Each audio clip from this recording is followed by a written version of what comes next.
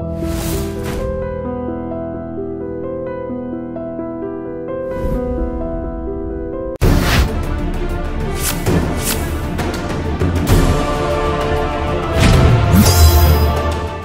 ముఖ్యమంత్రి జయలలిత గారు మరణం వెనక ఏదో కుట్ర ఉందని మీరు ఒక కేసు వేయటం, సుప్రీంకోర్టు ఏమో సబ్సిక్వెంట్గా అది కొట్టివేసింది. దేనికి వేసారు కేసు? అంటే ఒక సెన్సేషన్ క్రియేట్ చేయడానికి విష ప్రయోగం జరిగింది అని చెప్పి తెహల్కా ఇచ్చిన నివేదిక ప్రకారం తర్వాత నరేంద్ర మోడీ గారు గుజరాత్ ముఖ్యమంత్రిగా ఉన్నప్పుడు తను సంబంధించి ఇట్లా నీ పైన ఏదో సంథింగ్ బ్యాడ్ జరుగుతుందని అంటే 14 మందిని పార్టీ నుంచి సస్పెండ్ చేసి అందరిని పంపించేసి శశికళ ఇంట్లో నుంచే ఉండకూడదని చెప్పినప్పుడు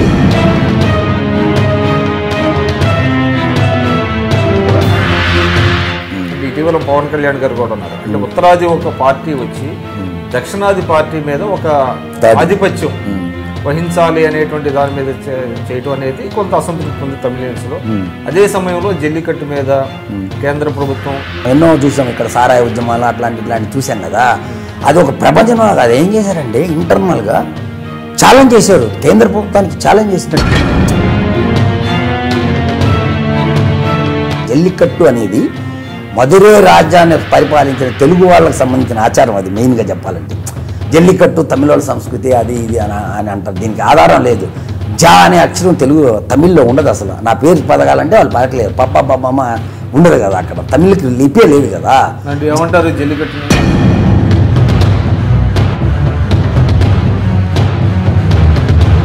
జయలలిత గారి మీద పోటీ చేశారు. అసలు ఎందుకు పోటీ చేయాల్సి వచ్చింది? మీరు పోటీ చేసినప్పుడు ఏమి తమిళన్స్ మీ మీద ఆగ్రహం వ్యక్తం చేయడం అంత సినిమా లేదు. అంటే ఎందుకంటే చెప్పంటారండి,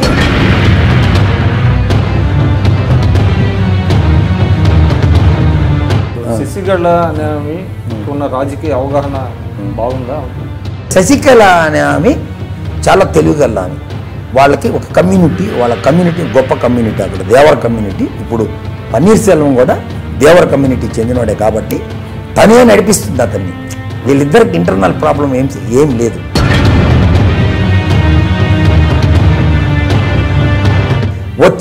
వస్తుందేమో అనే ఒక ఫీలింగ్లో ఇట్లాంటివి తెచ్చి పెడతారు. జల్లికట్లు డైవర్ట్ చేయడం జనాన్ని. మీరు దీని మీద పెట్టిన దృష్టి తెలుగు భాష అభివృద్ధి మీద పెడితే వడివేలు సినిమా మీకు గుర్తుందో లేదో, గతంలో వివాదం జరిగినప్పుడు వాడింటి మీదకి దండయాత్ర అని అన్నాం. ఒక రాంగ్ క్యాప్షన్ ఉంది. కృష్ణదేవరాయ టైటిల్ పెట్టి ఈ రాజుకి 36 మంది పెళ్ళాలు 102 మంది పిల్లలు అన్నట్టు ఒక క్యాప్షన్ పెట్టారు. అంటే కృష్ణదేవరాయలకి ఆ చరిత్ర లేదు.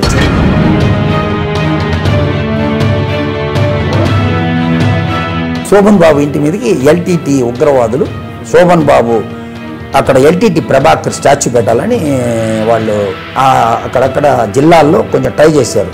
అంటే జయలలిత గారికి శోభన్ బాబు గారికి ఉన్న లింక్ ప్రకారం ఏంటంటే ఆ స్టాచ్యూ మీద మేము పడగొడతాము అని అన్నప్పుడు తమిళియన్స్ ఉండే స్పిరిట్ తెలుగు వాళ్ళలో వచ్చే అవకాశం ఉందండి? అవకాశం ఖచ్చితంగా ఉండదు. ఎందుకంటే చెప్పమంటారా,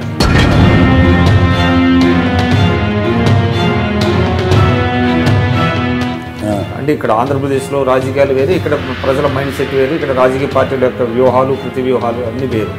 సో తమిళనాడు టైప్లో ఏం జరగదు కాదు. అంటే మీరు వాడిన పదమంది చూడండి జల్లికట్టు స్ఫూర్తితో అని, అది తప్పు అని నేను అంటా. ఆ స్ఫూర్తి లేదు.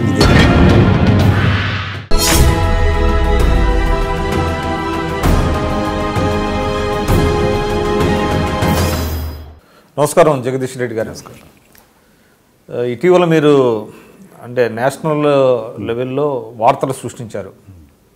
అంటే జయలలిత, తమిళనాడు ముఖ్యమంత్రి జయలలిత గారు మరణం వెనక ఏదో కుట్ర ఉందని మీరు ఒక కేసు వేయటం సుప్రీంకోర్టులో. సుప్రీంకోర్టు ఏమో సబ్సిక్వెంట్గా అది కొట్టివేసింది. దేనికి వేసారో కేసు? అంటే ఒక సెన్సేషన్ క్రియేట్ చేయడానికే? ముందు ఐ డ్రీమ్స్ ప్రేక్షకులు నా నమస్తే. సెన్సేషనల్ కోసం కాదు, కానీ ఒక సమస్య అక్కడ ఉంది. 75 రోజుల పాటు అక్కడ జరిగిన ప్రతి వ్యవహారాన్ని అక్కడ ఉన్న డాక్టర్లతో నాకు సంబంధం ఉంది కాబట్టి సంథింగ్ ఏదో డిఫరెంట్గా చెప్పడం మొదలుపెట్టిన తర్వాత ఏదో డిఫరెంట్ ఉందని చెప్పి ఆమె మరణించిన రోజే 5వ తారీఖు మరణించిన రోజే నేను లేదు దీంట్లో ఏదో ఒక సంథింగ్ ఈజ్ దేర్, కుట్ర ఉంది, దీనికి వెలికి తీసేదానికి సిబిఐ ఎంక్వైరీ జరిపారని ఆ రోజు నేను మొదలుపెట్టాను. నాకేం పొలిటికల్ యాంబిషను, నేనేదో అవుతాము, నేనేదో సంచలనాలు సృష్టిస్తామంటే ఒక వివాదాస్పద వ్యాఖ్యలు చేసేటప్పుడు సంచలనాల కంటే ముందు ముఖ్యంగా మనం స్టబన్గా ఉండగలగాలి. కాబట్టి ఎందుకంటే ఒక ప్రముఖ నాయకురాలు, అది కాక అది ఒక పెద్ద పార్టీ, అది కాక నేను ఒక వేరే తెలుగుకి సంబంధించిన వ్యక్తిని, ఒక తమిళ్ కాదు, అక్కడ నేను ఓన్లీ ఒక తెలుగు వారికి సంబంధించిన సమస్యల మీద పోరాటం చేసే వ్యక్తి. అదే నేను చెప్తాను. ఇప్పుడు తమిళియన్స్కి జయలలిత గారు ఆరాధ్య దైవం లాంటి వాళ్ళు, అమ్మగా ఉన్నారు. వాళ్ళు ఎవరూ వేయలేదు కేసు, వాళ్ళ పార్టీ వాళ్ళు వేయలేదు, లేకపోతే మిగతా తమిళియన్స్ ఎవరు వేయలేదు. కానీ మీరు అక్కడ ఒక తెలుగు వారిగా ఒక సంస్థ నడుపుతా తెలుగు భాష కోసం కృషి చేస్తున్న వారిగా, పైగా మీరు జయలలిత గారి మీద కూడా పోటీ చేసినట్టున్నారు ఎన్నికల్లో. అంటే ఒక రైవల్గా ఉండి జయలలిత మరణం మీద మీరు కేసు వేయటం అంటే అది ఒక పబ్లిసిటీ కోసం కాదంటారా? కాదు సార్, యాక్చువల్గా జరిగింది ఏంటంటే సార్, మనం ఎప్పుడు ఒక అప్పర్ హ్యాండ్గా ఒక తమిళియన్స్ మీద పోరాటం చేస్తుంటాం. అదేంటంటే వడివేలు సినిమా, కృష్ణదేవరాయల సినిమా తీసి కృష్ణదేవరాయన్ని అవహేళన చేసే విధంగా చిత్రం తీసాడని చెప్పి అతని ఇంటి మీదకి దండయాత్ర ఇట్లాంటి తర్వాత వద్దామండి. అంటే మీరు జయలలిత గారి మీద, జయలలిత గారి మరణం అనుమానాస్పదంగా ఉందనేటువంటిది దాని మీద కేసు వేశారు. కానీ సుప్రీంకోర్టు కూడా అది వ్యాఖ్యలు చేసింది. అంటే in what way you are concerned అని. అంటే ఎవరికి లేనిది మీకేంటి, మీరు in what way you are connected. వారి కుటుంబ సభ్యులు వేయలేదు, వాళ్ళ రాజకీయ పార్టీ వాళ్ళు వేయలేదు. ఒక న్యూట్రల్ పర్సన్గా మీరు కేసు వేయటం అనే దాని మీద ఆ గ్రౌండ్లోనే నాకు తెలిసి సుప్రీంకోర్టు స్క్వాష్ చేసింది, కేసు కొట్టేసింది. కరెక్ట్. అదే దాని ఏంటది, దాని యొక్క మీ కేసు నాకు పబ్లిసిటీ ఇంటెన్షన్ కాదు కానండి. నాకు జయలలిత గారికి మంచి సంబంధాలు ఉండేవి. అవి ఎటువంటి సంబంధాలంటే భాష సంబంధించి ఆమె తెలుగు వాళ్ళు పట్ల చూపిస్తున్న అభిమానం అయితే ఇతరత్ర ఏదైతే ఏమి మేము పోతే ఆ మాట్లాడే విధానం కానీ, తెలుగు వారిని ఎక్కువగా ప్రేమించేది. తన చుట్టూ కూడా ఆఫీసర్లు కానీ అందరినీ కూడా తెలుగు వాళ్ళని ఉన్నారు. ఆమె చుట్టూ కూడా ఉండే వాళ్ళందరూ కూడా తెలుగు వాళ్ళే ఉంటారు ఎక్కువగా. ఇవన్నీ చూశాను. నేను ఫస్ట్ టైం జయలలిత గారిని సమస్యల పరంగా కలిసినప్పుడు ఆఫీసర్లందరినీ, కన్సర్న్ డిపార్ట్మెంట్ ఆఫీసర్లందరినీ పిలిపించి కూర్చోబెట్టుకొని పాయింట్ వైజ్ చదువుతూ ఇది మనం ఎందుకు చేయకూడదు అని డిపార్ట్మెంట్ అని వాళ్ళ క్వశ్చన్ అక్కడ అడిగి ఇది తప్పకుండా మనం చేయాలా, మనకేం ఇబ్బంది ఉంది దీనివల్ల, వాళ్ళ భాషను వాళ్ళు చదువుకునే దానికి మనకి ఇబ్బంది ఏంది, వాళ్ళకి తెలుగు అకాడమీ అని మీరు అంటున్నారు. అంటే జయలలిత గారికి తెలుగు వారి పట్ల అభిమానం ఉండొచ్చు, కానీ యాక్షన్స్లో చూస్తే అక్కడ తమిళ పాఠశాలల్లో తెలుగు భాషని గవర్నమెంట్ రద్దు చేస్తా ఒక జీవో కూడా ఇచ్చారు కదా వారి సారథ్యంలోనే. అది కాదు, జయలలిత గారిది ఇచ్చింది కాదు ఆ జీవో. 2006లో కరుణానిధి గారి ప్రభుత్వంలో. తర్వాత వద్దామండి. అంటే మీరు జయలలిత గారి పట్ల అభిమానంతో ఆమె మరణం వెనక కొన్ని అనుమానాలు ఉన్నాయి, దాన్ని నివృత్తి చేయండి అని సుప్రీంకోర్టులో కేసు వేశారు. భాష పట్ల అంటే దానికి తగినటువంటి ప్రూఫ్స్ కూడా మీ దగ్గర ఏమి లేవు కదా? ప్రూఫ్స్ అంటే ఇప్పుడు పబ్లిక్ ఇంట్రెస్ట్ లిటిగేషన్కి కొంచెం బేస్ ఏంటంటే పేపర్ బేస్. తెహల్కా అనే పత్రికలో 2011లో విషప్రయోగం జరిగింది అని చెప్పిన సంఘటన నరేంద్ర మోడీ గారికి ఈ విషయాలని తెలుసు కాబట్టి తెహల్కా అనే ఒక పత్రిక ప్రముఖంగా ప్రచురించి ఆ రోజుల్లో జయలలిత శశికళని ఇంట్లో నుంచి పంపించేదానికి కారణమైందనమాట ఆ రోజు. ఇలాంటి ఆరోపణలు వచ్చినప్పుడు తమిళనాడులో ఏముంటాయంటే పబ్లిక్ ఇట్లా పత్రికలు కానీ ఏదైనా ఇట్లా వార్తలు రాసినప్పుడు ఏం చేస్తారంటే వాళ్ళు వచ్చి కేసులు వేస్తుంటారు, పరువు నష్టం దావాలి ఇట్లాంటి వేస్తారు. నిజంగా ఆ వార్త పట్ల ఆ రోజు రాసిన వార్తలో నిజం లేకపోతే శశికళ ఎందుకు గమ్ముకుంటుంది? ఆ తర్వాత జయలలిత అయితే ఆ వార్తలో నిజం లేకపోతే ఆమెను ఇంట్లో నుంచి బయటికి పంపించదు. ఇవన్నీ కూడా బేసిక్ థింగ్స్ అనమాట. అక్కడ జయలలిత మరణం పట్ల ఈ అనుమానాలు కలిగేదానికి ఎందుకంటే 2011లో విషప్రయోగం జరిగింది అని చెప్పి తెహల్కా ఇచ్చిన నివేదిక ప్రకారం తర్వాత నరేంద్ర మోడీ గారు గుజరాత్ ముఖ్యమంత్రిగా ఉన్నప్పుడు తను సంబంధించి ఇట్లా నీ పైన ఏదో సంథింగ్ బ్యాడ్ జరుగుతుంది అని అంటే 14 మందిని పార్టీ నుంచి సస్పెండ్ చేసి అందరిని పంపించేసి శశికళ ఇంట్లో నుంచి ఉండకూడదని చెప్పినప్పుడు ఆమె మళ్ళీ తిరిగి జయలలిత దగ్గరికి వచ్చి మళ్ళీ ఒక మంచితనంగా నటించి ఇలా చేసిందని నా ఆరోపణ కాదు, కానీ ప్రజలకు అంత అనుమానం ఉంది. ఈ అనుమానం కేంద్ర ప్రభుత్వం నివృత్తి చేయాల్సిన అవసరం ఉంది. కాబట్టి నేను రాష్ట్రపతిని కలిశాను, నరేంద్ర మోడీ గారిని కలిశాను, హోమ్ మినిస్టర్ని కలిశాను, రాజ్నాథ్ సింగ్ గారిని, వెంకయ్యనాయుడు గారిని కలిశాను. అందరికీ మెమరాండాలు ఇచ్చాను, కాపీలు ఇచ్చాను, అన్నీ ఇచ్చాను. ఆ దిశగా కొన్ని రోజులు పయనించాను. లేదు జరుగుతుందేమో అని చెప్పేసి మళ్ళీ కేసు కూడా వేసాను.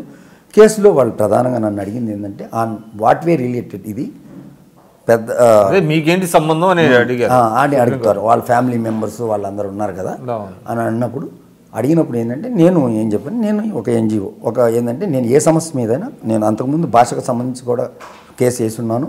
అదేవిధంగా ఈరోజు ఇది నాకు అనుమానం కాబట్టి మనం వేసామని చెప్పేసి మనం అప్పీల్ చేసాం. కానీ పొలిటికల్ ఇంటెన్షన్ అనేది ఉంది. అంటే మీరు ఎకాఎక్కిన సుప్రీంకోర్టు కిందకి వెళ్ళారు అంటే హైకోర్టుకి వెళ్ళకుండా మీరు సుప్రీంకోర్టులో కేసు వేయటం ఏంటి?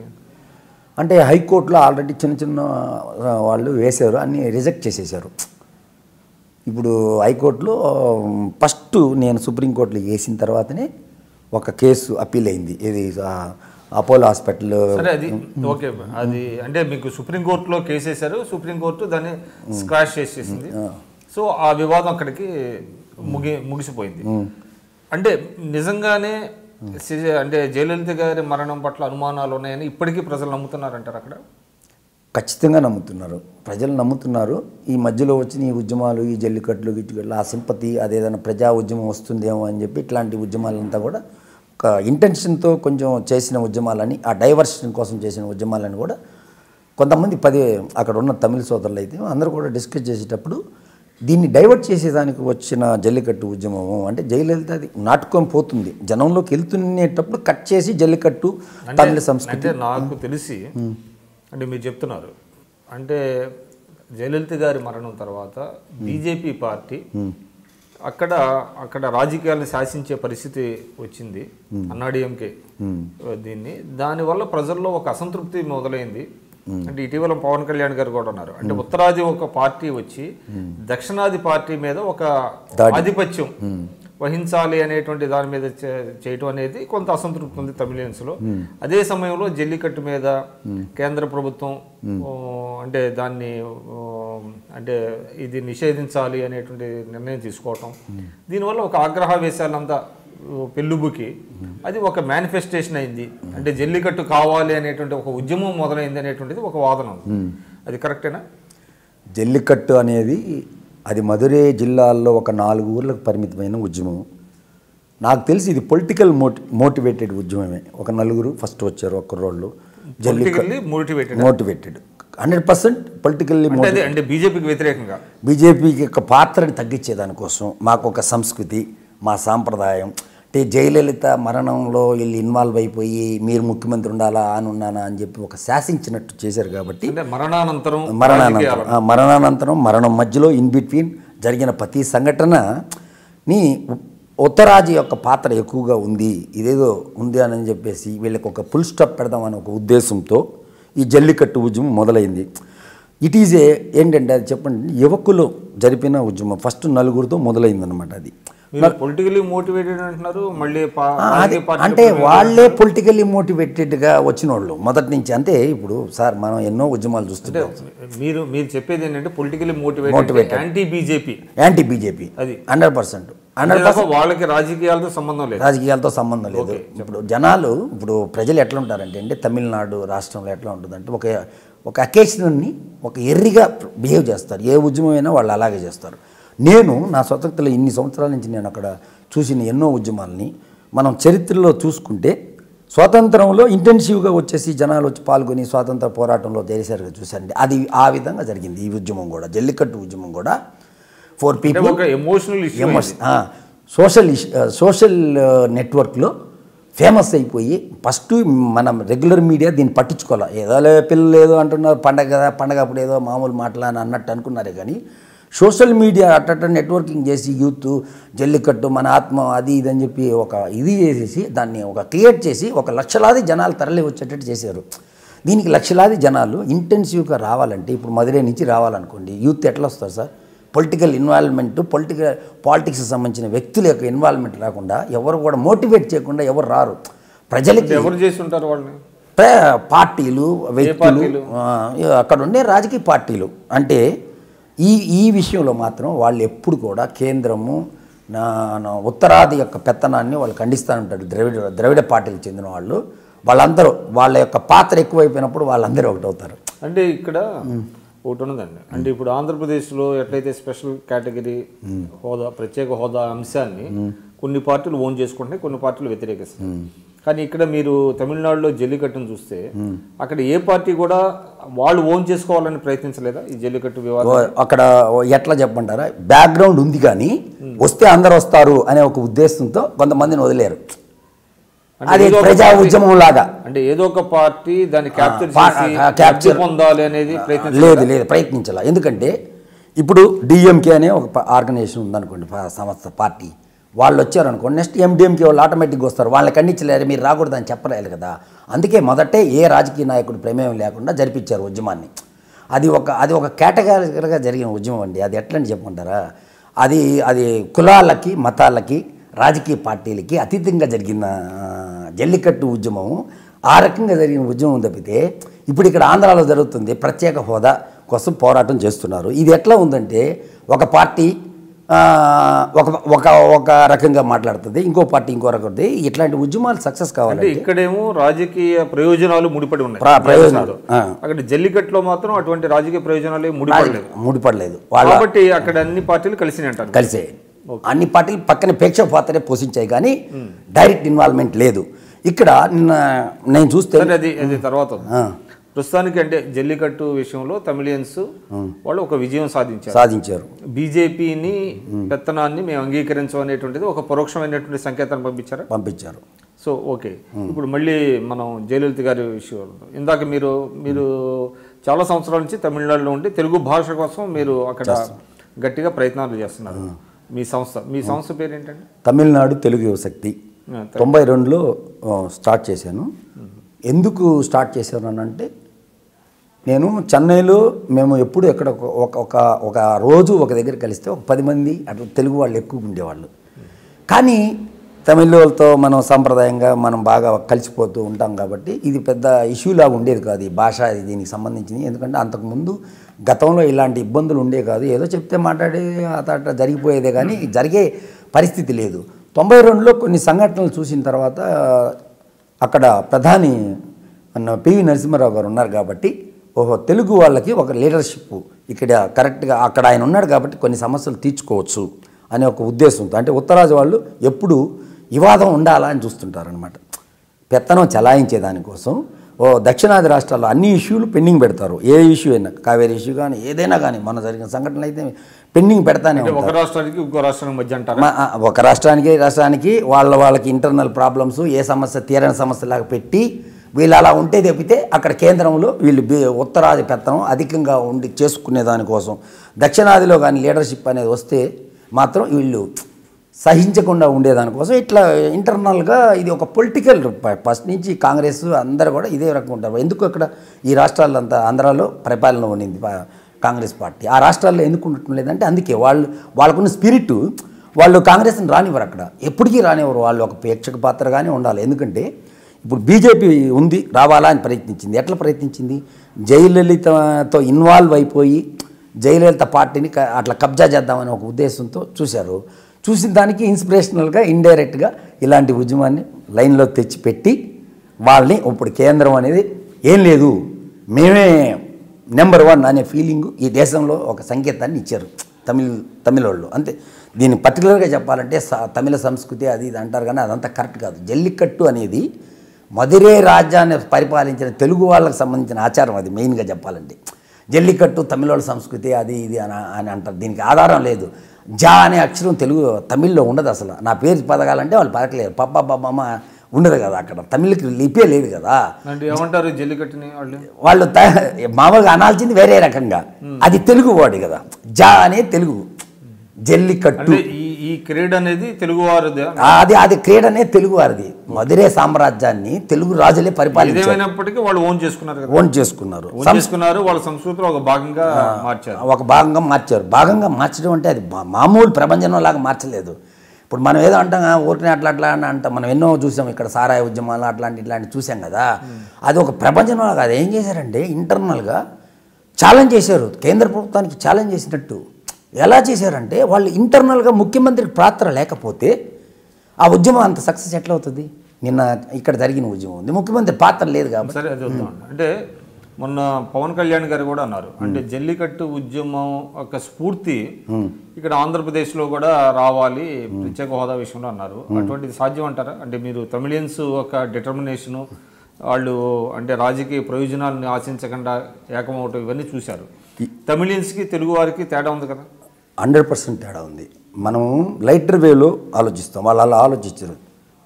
వాళ్ళు ఎలాగ ఆలోచిస్తారంటే ఒక ఎమోషనల్గా ఒక వారి సొంతం అన్నట్టు. ఇప్పుడు మీరు కొన్ని ఆధారాలు మీకు ఉంటాయి కదా, ఎల్టీటీ అనే సంస్థ ఎక్కడి నుంచి పుట్టిందంటారు, ఇక్కడి నుంచి అక్కడికి వెళ్ళారు, అక్కడికి వెళ్ళి అక్కడ వచ్చేసి హక్కుల కోసం అలా పోరాటం చేసి ఆ ప్రభుత్వాన్ని వాటిని ఇబ్బంది పెట్టి అలా చేశారు. వాళ్ళు ఎలా చేస్తారంటే వాళ్ళు ఒకటంటే అన్నం లేకపోయినా ఆకలి లేకపోయినా బీచ్లో కూడా మొన్న జరిగిన సంఘటనలు అక్కడ పడుకొని అట్లా ఇట్లా చేసి ఏదో ఒక మీరు ఇంకొకటి చెప్తాను. ఇప్పుడు మన ఉద్యమం సంగతి మాట్లాడే దానికంటే జల్లికట్టు ఉద్యమంలో యూత్ ప్రతి ఒక్కరు సెల్ ఫోన్లో 5 నిమిషాలకు ఒకసారి తెలియజేశారు. నిన్న జరిగింది ఉద్యమం, సోషల్ మీడియా అంత వర్కౌట్ కాల, అంటే ఇంట్రెస్ట్ లేదని. నిన్న జరిగిన దానికి మీరు ఒక రకంగా ప్రజలు భిన్నమైన ఆలోచనలు, భిన్నమైన అభిప్రాయాలతో ఉన్నవాళ్ళు ఇక్కడ అక్కడ ఒకే అభిప్రాయంతో ఉన్నారు. ఒకే అభిప్రాయం, వాళ్ళ సంస్కృతిని పరిరక్షించుకోవాలి. వాళ్ళకి దీని వెనకాల ఎవరున్నారని తెలియదు. ఎవరో కొంతమంది ఉన్నారని తెలుసుకొని మొదలుపెట్టిన వాళ్ళకి తెలుసు. ఎవరు ప్రభుత్వం కూడా పరోక్ష సహాయం చేసింది, పరోక్ష 100% చేసినట్టు. ప్రభుత్వం లేకుండా ఎట్లా చేస్తారు? ఆఫ్టర్ దట్ సాధించిన తర్వాత మీకు చూడండి, ఒకే ఒక ఎగ్జాంపుల్ చెప్తా. నరేంద్ర మోడీ గారు అంతా శాసనాన్ని అంతా రద్దు చేసి ఆర్డినెన్స్ తెచ్చారు. తేంగానే తర్వాత కొట్టారే కానీ తర్వాత మీకు అర్థమవుతుంది కదా, దీంట్లో పొలిటికల్ మోటివేషన్ లేకపోతే తర్వాత ఎవరు కంటిన్యూ చేయరు, ప్రభుత్వాన్ని శాసించలేరు కదా. ఆర్డినెన్స్ తీసుకొచ్చినా కంటిన్యూ చేశారంటే ఏదో ఒక సృష్టించి మేము ఒక వీరులు అనే ఒక ఫీలింగ్ కలిగించి ఒక సంకేతాన్ని ఈ దేశానికి ఇవ్వాలని చెప్పి ఒక ఉద్దేశం. తమిళియన్స్లో వాళ్ళ భాష పట్ల, సంస్కృతి పట్ల ప్రగాఢమైనటువంటి అంటే వాళ్ళ అనురక్తి కానివ్వండి, లేదంటే ఓన్నెస్ కానివ్వండి ఉన్నది. మీరు తెలుగు వాళ్ళుగా అక్కడ చాలా కాలం నుంచి తమిళనాడులో ఉంటున్నారు. సో తెలుగు వాళ్ళ రైట్స్ కోసం, హక్కుల కోసం మీరు పోరాడుతున్నారు. ఈవెన్ మీరు అంటే ఆర్కే నగర్ నుంచా మీరు పోటీ చేశాను, జయలలిత గారి మీద పోటీ చేశారు. అసలు ఎందుకు పోటీ చేయాల్సి వచ్చింది మీరు? ఇప్పుడు నాకు అప్పుడు పోటీ చేసినప్పుడు ఏమి తమిళియన్స్ మీ మీద ఆగ్రహం వ్యక్తం చేయడం అంత సినిమా లేదు. ఎందుకంటే చెప్పంటారండి, ఇప్పుడు మన యొక్క సమస్య జెన్యూన్గా ఉంది, వాళ్ళకి మనం ఎక్స్ప్లెయిన్ చేస్తున్నాం. తమిళ వాళ్ళకి పత్రికల ద్వారా, అయ్యా మేము ఇలాగున్నాం. ప్రజలకి లేదు ఆ ఫీలింగ్, నాయకులు సృష్టించింది ఒక భాష అణిచివేత ధోరణి. జనరల్గా మాట్లాడాలంటే ద్రవిడ భాషల్లో తెలుగు కూడా ఒక పార్ట్ కదా, తమిళ ఒక్కటే కాదు. అంటే ఆ విషయానికి వస్తే అది తర్వాత మాట్లాడదు. ఎందుకంటే తెలుగుకి ప్రాచీన హోదా రావాలనేటువంటి డిమాండ్ ఎప్పటి నుంచో ఉంది. అంటే ద్రవిడ భాషల్లో మీరు అన్నట్టుగా తమిళం కంటే కూడా తెలుగు ప్రాచీనమైనట్టు. తెలుగుకి 2500 సంవత్సరాలు, వాళ్ళదేమో 2000 సంవత్సరాలు అనేటువంటిది ఒక వాదన ఉంది. అయితే తమిళులు ముందుగా ప్రాచీన హోదా సాధించుకోగలిగారు, తెలుగుకి చాలా ఆలస్యంగా వచ్చింది. అది వాళ్ళు ఏదైనా అలాగే సాధించుకోగలుగుతారు. ఎందుకంటే అలాంటి సమస్య వచ్చినప్పుడు, భాషకు సంబంధించి ఒక ఇది వచ్చినప్పుడు అక్కడ పార్టీలు, రాజకీయ పార్టీలు అందరూ అందరు కలుస్తారు. ఇప్పుడు నిన్న మీకు జరిగిన ఉద్యమం ఉంది, ఎట్లా ఉందంటే అది అంటే ఎట్లా జరిగింది ఉద్యమం మనం చూస్తుంటే ఏమవుతుందంటే ఒక రాంగ్ కమ్యూనికేషన్ వస్తుంది. ఇది ఏదో ఒక ఇంటెన్షనల్గా జరుగుతుందా ఏమో అని అనిపించింది. ఒక వారం రోజుల క్రితం నుంచి డీజీపీ గారు, ముఖ్యమంత్రి గారు స్టేట్మెంట్ ఇస్తున్నాడు. ఏమని ఇస్తున్నారు స్టేట్మెంట్? అయ్యా పర్మిషన్ లేదు, పర్మిషన్ ఎవరు తీసుకోలేదు, మీటింగ్ పెట్టాలంటే పర్మిషన్ తీసుకోవాలని డీజీపీ చెప్తే జనరల్గా ఏం జరుగుతుందంటే ప్రజాస్వామ్యంలో మనం పోయి పర్మిషన్కి ఇచ్చిన తర్వాత వాళ్ళు నో అన్నారు అనుకోండి, కోర్టుకి వెళ్తాం, స్టే తెచ్చుకుంటాం, ఏదో ఒకటి జరుగుతాం, కోర్టు ఉత్తర్వుల ప్రకారం జరుపుకొని కొన్ని చాలా ఉద్యమాలు ఉన్నాయి. అంటే సిన్సియారిటీ అనేది ఇక్కడ దాంట్లోనే తెలుస్తుంది అనేది. ఒక రకంగా చెప్పాలంటే ఇప్పుడు అదే ఈ తమిళ అనుకోండి, నిన్న ఇప్పుడు మనం కొన్ని ఉద్యమాలు, అందులో ఒక కారణం అంటే మీరు అట్లా చెప్తున్నారు కానీ ప్రభుత్వం ఇక్కడ పర్మిషన్ లేదు అన్నప్పుడు సపోజ్ ఎవరైనా కోర్టుకి వెళ్తే కోర్టు కూడా పరిమితి ఇప్పుడు ఉన్నటువంటి అంటే సిఐఏ అనేటువంటి సదస్సు జరుగుతుంది, కాన్ఫెడరేషన్ ఆఫ్ ఇండియన్ ఇండస్ట్రీ, ప్రతిష్టాత్మకమైనటువంటి ఒక సదస్సు జరుగుతున్న తరుణంలో ఇన్ కేసు కనుక కోర్టు మీకు పర్మిషన్ ఇవ్వడానికి వీలేదని అంటే మొత్తానికి ప్రాబ్లం వస్తుందని చెప్పి ఎవరు కోర్టుని అప్రోచ్ అవ్వాలి. అట్లా కాబట్టి అది వేరు ఇది వేరు. ఈ విషయానికి రండి మీరు. అది ఏందండి సార్, నేను చెప్తే ఇప్పుడు పవన్ కళ్యాణ్ గారు ఆల్రెడీ దక్షిణాదిపై దాడి జరుగుతుంది అని అన్నాడు కదా, ఆయన ఆ బార్డర్లో పెట్టుంటే కూడా సాగర తీరాన, అక్కడంతా సాగర తీరమే ఉంటుంది, తమిళ వాళ్ళు కోఆపరేట్ చేస్తుండేవాళ్ళు. అంటే ముందు నుంచి ఈ సంకేతం ఉన్నప్పుడు ఏం చేయాలంటే చిత్తూరు నెల్లూరు జిల్లాలు కూడా వన్ ఆఫ్ ద పార్టీ కదా ఆంధ్రాకి. ఇక్కడ వైజాగ్లో సిఐఏ సమావేశం ఉంది, ఆంధ్రాలో పర్మిషన్ ఇవ్వరు, ఓకే మీకు తెలుస్తుంది, మా దగ్గరికి వచ్చి మేము నడిపించుండేవాళ్ళం కదా. ఎట్లాగంటే అండి ఫస్టే ఇప్పుడు మీరు ఏంటంటే తమిళియన్స్ని, మీరు తమిళ సంస్కృతితో మమేకమైనటువంటి వ్యక్తులు, మీరు తమిళనాడులో ఉన్నారు, తమిళ రాజకీయాలను చూస్తున్నారు. సో జల్లికట్టులో ఏ విధంగా అంటే అందరూ కలిశారు, ఇటువంటి ప్రత్యేక హోదా అంశంలో ఇక్కడ కలవలేదు అనేటువంటిది మీ ఆర్గ్యుమెంట్. సరే అది పక్కన పెడదాం, దాని యొక్క ఇది ఆంధ్రప్రదేశ్ పాలిటిక్స్. ముందు ఏంటంటే తమిళనాడు విషయానికి వద్దాం. అంటే మీరు తమిళనాడులో మీరు తెలుగు భాష గురించి చాలా కృషి చేస్తున్నారు, చాలా సంవత్సరాల నుంచి చేస్తున్నారు.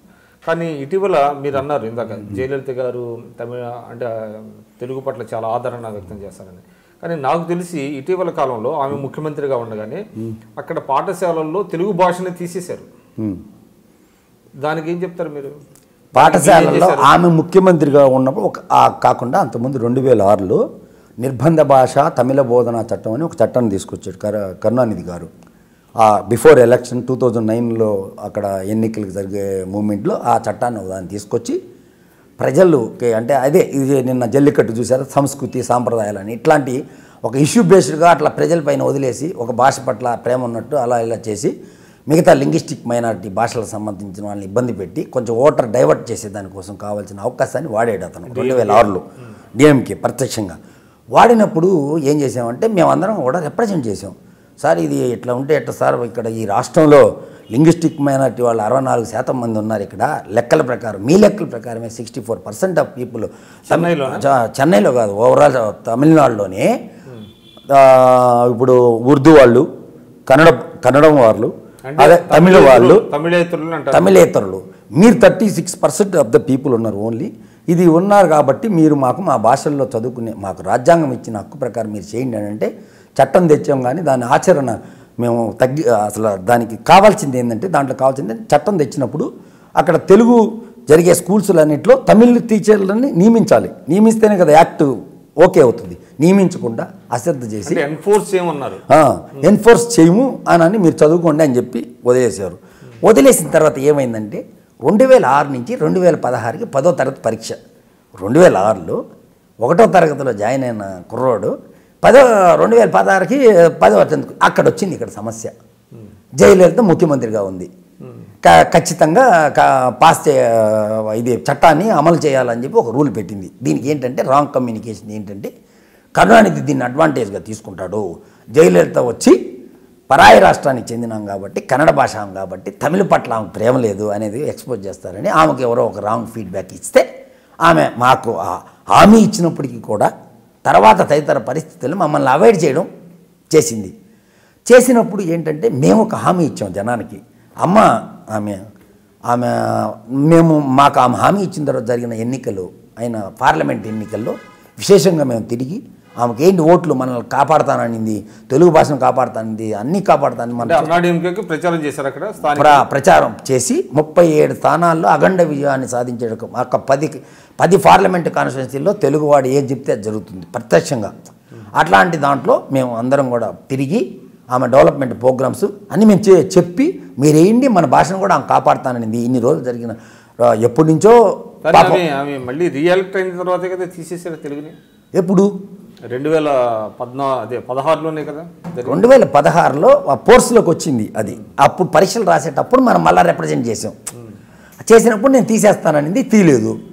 అప్పుడు మేము ఉద్యమం బాట పట్టాం. జయలలితకు వ్యతిరేకంగా ఉద్యమాలు ఊరంతా తిరిగి మాకు తమిళం మేము చదువుకోము అది ఇది ఒక పక్క కోర్టులో కేసు వేసి ప్రజా ఉద్యమాలు చేసి ప్రజల్ని విద్యార్థులందరినీ రోడ్డు మీద తెస్తే కూడా మా యొక్క గోడు మేము పట్టించుకోలేదు. కాబట్టి అదే చంద్రబాబు నాయుడు గారిని కలిసి మీరు ఒకసారి మాట్లాడండి అని చెప్పి అదేవిధంగా వినుడు తెలుగోడు గోడు అనే పేరుతో హైదరాబాద్ నగరంలో కూడా సమావేశం పెట్టి ఇక్కడ రోసీ గారు గవర్నర్గా ఉన్నారుగా, వారేమీ ఇంటర్ఫియర్ కాలేదా? రోసీ గారు ప్రేక్షక పాత్ర వహించారు.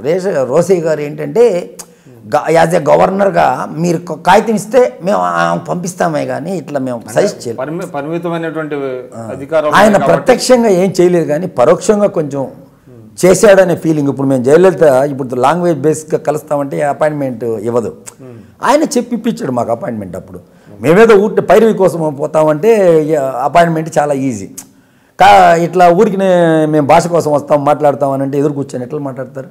పేపర్లో ఫోటో అంటే నాకు తెలిసి అప్పుడు గోపీనాథ్ గారు ఎమ్మెల్యే తెలుగు ఆయన అసెంబ్లీలో కూడా మాట్లాడితే ఆమె స్పష్టమైనటువంటి హామీ కూడా ఇచ్చినట్టుంది కదా. జయలలిత గారు ఏం చేశారంటే, మన గోపీనాథ్ గారు ఆయనకి కూడా తెలుగు భాష పట్ల ప్రేమ ఉండి, అమ్మ ఇట్లా ఓవరాల్ లింగ్విస్టిక్ మైనారిటీ ప్రాబ్లం, అతను బార్డర్లో ఉంటాడు, ఒసూరు ఎమ్మెల్యే కాబట్టి అక్కడ 90% తెలుగు వాళ్ళు ఉంటారు కాబట్టి వాళ్ళు అతన్ని అడిగిన తర్వాత అది జయలలిత గారిని అడిగితే ఆమె తెలుగులో సమాధానం చెప్పింది. అది ఇప్పుడు ఆమెకు అట్రాక్షన్. తెలుగులో సమాధానం చెప్పింది చట్టసభలో.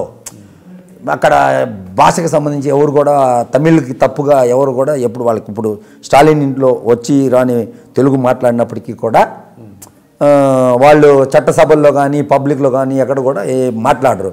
అలాంటి జయలలిత ప్రత్యక్షంగా నేను తెలుగు వాళ్ళ మీరు ఆయన పొగడడం కాదు, నీ సమస్య ఏందో చెప్పు అని అడిగింది. ఇప్పుడు అమ్మ నువ్వు తెలుగులో మాట్లాడితే నేను పరవశించిపోయాను అని అన్నాడు ఆయన. దాంతో అయిపోయింది. పరవశించిపోయడంతో ఆ సమస్యగా ఉండిపోయింది. ఆయన మాకంటే ఇప్పుడు కూడా కాల. లాస్ట్ ఇయర్ మేము ప్రజా ఉద్యమం ఇప్పటికీ తెలుగు అక్కడ ఇప్పుడు రేపు వచ్చే నెలలో పరీక్షలు ఉంటాయి, మార్చి నెలలో పరీక్షలు ఉంటాయి.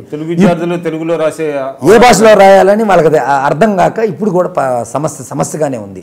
లాస్ట్ ఇయర్ మేము రాపించేదానికి ఏంటంటే కోర్టు ఆర్డర్ ఇచ్చింది, ఇంట్రీమ్ స్టే ఇచ్చింది. ఈ సంవత్సరానికి పిల్లకాయలను అలౌ చేయండి, కేసు కంటిన్యూ చేద్దాం అని అంటే ఇప్పుడు వాళ్ళు కొన్ని డాక్యుమెంట్స్ వేయాల్సి ఉంటే వేయకుండా కాలయాపన చేస్తూ ఇప్పుడు వాళ్ళు కొత్తగా చెప్పింది ఏంటంటే తాత్కాలికంగా ఊరట లభించింది. తెలుగు వాళ్ళకి ఊరట లాస్ట్ ఇయర్ లభించింది. ఈ ఇయర్ ఇంకా లభించలేదు, ఇప్పుడు వరకు లభించలేదు. కేసు స్టిల్ కంటిన్యూ అవుతానే ఉంది.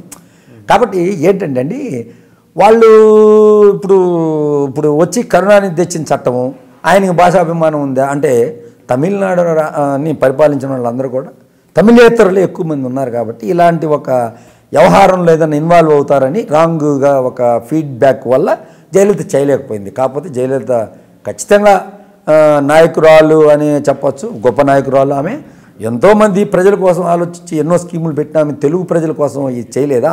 ఆమెకు తెలుగు భాష పట్ల ఉన్న ప్రజలు అంటే మాకు వచ్చిన కమ్యూనికేషన్ ఏంటంటే శశికళ అందులో అంటే దాంట్లో మీరు చేయబెట్టద్దు, ఎందుకు దీన్ని వాడతారని దీన్ని ఎక్స్పోజ్ చేసిందని మీరు అంటున్నారు. ఇప్పుడు శశికళ అనేవి ఉన్న రాజకీయ అవగాహన బాగుందా? ఓకే, రాజకీయ అవగాహన కంటే తను రాజకీయ అవగాహన అంటే ఒక కుట్రపూరితమైన రాజకీయ అనుభవం ఉంది 100%. ఎట్లా ఉందంటే ఇప్పుడు జయలలిత అనే ఒక వ్యక్తి ఒక మంచితనాన్ని ఈమె అడ్వాంటేజ్గా వాడుకొని తనకు సంబంధించిన వ్యక్తులను అందరిని అక్కడక్కడ జిల్లా శాఖల్లో అక్కడక్కడ పెట్టి ఒక వర్గం ఉండేటట్టు ఆ పార్టీలో ఏఐడిఎంకేలో. అంటే జయలలిత గారు ఎలాగోలాగా ఆమె ఆరోగ్యరీత్యా ఆమె ఉండదు కాబట్టి ఈ పార్టీని మనం చేజిక్కించుకోవచ్చు అనే ఒక ఉద్దేశంతో వాళ్ళ ఫ్యామిలీ మెంబర్స్ని కానీ ఇంటర్నల్గా తను లేకపోతే ఏది జరగదనే ఫీలింగ్ జయలలితకి కల్పించింది. కాబట్టి ఫ్యామిలీ మెంబర్స్ ఎప్పుడు సమస్య ఉన్నప్పుడు శశికళ మీద సమస్య ఉన్నప్పుడు ఫ్యామిలీ మెంబర్స్ని దగ్గరికి తీస్తారు. అలా గేట్ వరకే పంపిస్తూ వాచ్మెన్ కాడి నుంచి తోటమాల కాడి నుంచి అందరినీ కూడా తన చుట్టుపక్కల తన సంబంధించిన తన బంధువులను అందరినీ పెట్టింది. కాబట్టి ఈ సమస్య ఎందుకంటే ఆమెకి ఏంటంటే ఆమె కంటే ఆమె భర్త నటరాజను చాలా తెలివిగలవాడు. ఎలా అంటే ఏదో ఈమెకి వారసులు లేరు, రాజకీయ వారసులు లేరు కదా. ఇప్పుడు ఎంజీఆర్కి రాజకీయ వారసురాలు ఆమె భార్య ఉండింది, ఆమె కంటిన్యూ చేసింది. ఆ తర్వాత ఆమె ఏదో కంటిన్యూ చేయలేకపోయి జయలలిత గారు ఆ రోజు ఏదో రాజీవ్ గాంధీ గారి ఒక దీంతో వచ్చారు రాజకీయాల్లోకి. రాజీవ్ గాంధీ యొక్క సహాయం ఉంది కాబట్టి ఆమె ఆ రాష్ట్రానికి 91లో ముఖ్యమంత్రి కాగలిగింది. కాబట్టి ఏంటంటే సార్ ఇప్పుడు శశికళ అనే ఆమె చాలా తెలివిగల ఆమె. వాళ్ళకి ఒక కమ్యూనిటీ, వాళ్ళ కమ్యూనిటీ గొప్ప కమ్యూనిటీ అక్కడ దేవర కమ్యూనిటీ. ఇప్పుడు పన్నీర్ సెల్వం కూడా దేవర కమ్యూనిటీకి చెందినవాడే కాబట్టి తనే నడిపిస్తుంది అతన్ని. వీళ్ళిద్దరికి ఇంటర్నల్ ప్రాబ్లం ఏం లేదు. తను ఎప్పుడు కావాలనుకుంటుందో ఇన్ని సమస్యల మధ్య ఏదో కొన్ని నేను ఒక కేసు వేసాను ఇవన్నీ ఉన్నప్పుడు నేనేం అడిగానంటే శశికళను కూడా నా కోర్టుని నేను అడగడం కూడా ఈమె మోటివేటెడ్గా చేసింది అన్నీ అనే ఉద్దేశంతో ఆమె శవం ఉండంగానే తను ముఖ్యమంత్రి కావాలనుకోవడము, శవాన్ని ఎక్కువసేపు అక్కడ పెట్టకుండా చేసేయడము, అంత్యక్రియలన్నీ తనే జరపడము, వారసులు ఉన్నప్పటికీ కూడా ఎన్నో రకమైన ఆమెకి వ్యక్తులు ఉన్నప్పటికీ కూడా వాళ్ళ ప్రమేయం లేకుండా ఆమె ఆస్తికి ఆమె పార్టీకి అన్నిటికీ వారసురాలు తను కావాలని చేసినట్టు ఉంది 100%. ఇది ఎవరు తమిళనాడులో ఏ ఒక్కరిని అడిగినా కూడా జనాల మధ్యలో ఉంది. కానీ దీనికి ఎందుకు పొలిటికల్ రెవల్యూషన్ కాలేదు అని మీరు అడిగితే, పొలిటికల్ రెవల్యూషన్ ఎందుకు రాలేదంటే ప్రతిపక్షానికి ఇది అవసరం లేదు కదా. ఇది ప్రతిపక్షానికి అవసరం లేని సబ్జెక్టు. జయలలిత మీద సింపతి పెరుగుతుంది కదా, ప్రతిపక్షానికి యొక్క పాత్ర తగ్గిపోతుంది. కాబట్టి ప్రజలే దీనికి ఉద్యమంలో పాల్గొనాలి. కానీ అందుకోసం ఏం జరిగిందంటే వస్తుందేమో అనే ఒక ఫీలింగ్లో ఇట్లాంటిది ఇచ్చి పెడతారు, జల్లికట్లు డైవర్ట్ చేయడం జనాన్ని. ఇది జగదీష్ రెడ్డి గారు, మీరు అంటే బేసిక్గా తెలుగు భాష, తమిళ గడ్డ మీద తెలుగు భాష అభివృద్ధి కోసం, తెలుగు భాష వికాసం కోసం కృషి చేస్తున్న వ్యక్తులు, మీకు రాజకీయాలతో ఏం సంబంధం? నాకు రాజకీయాలతో సంబంధం లేదు, కానీ ప్రతి సమస్యలో తెలుగువాడు ఉండాలని ఒక కోరికతో చేసే పనులే. ఎందుకంటే చెప్పమంటారా? చెప్తాను.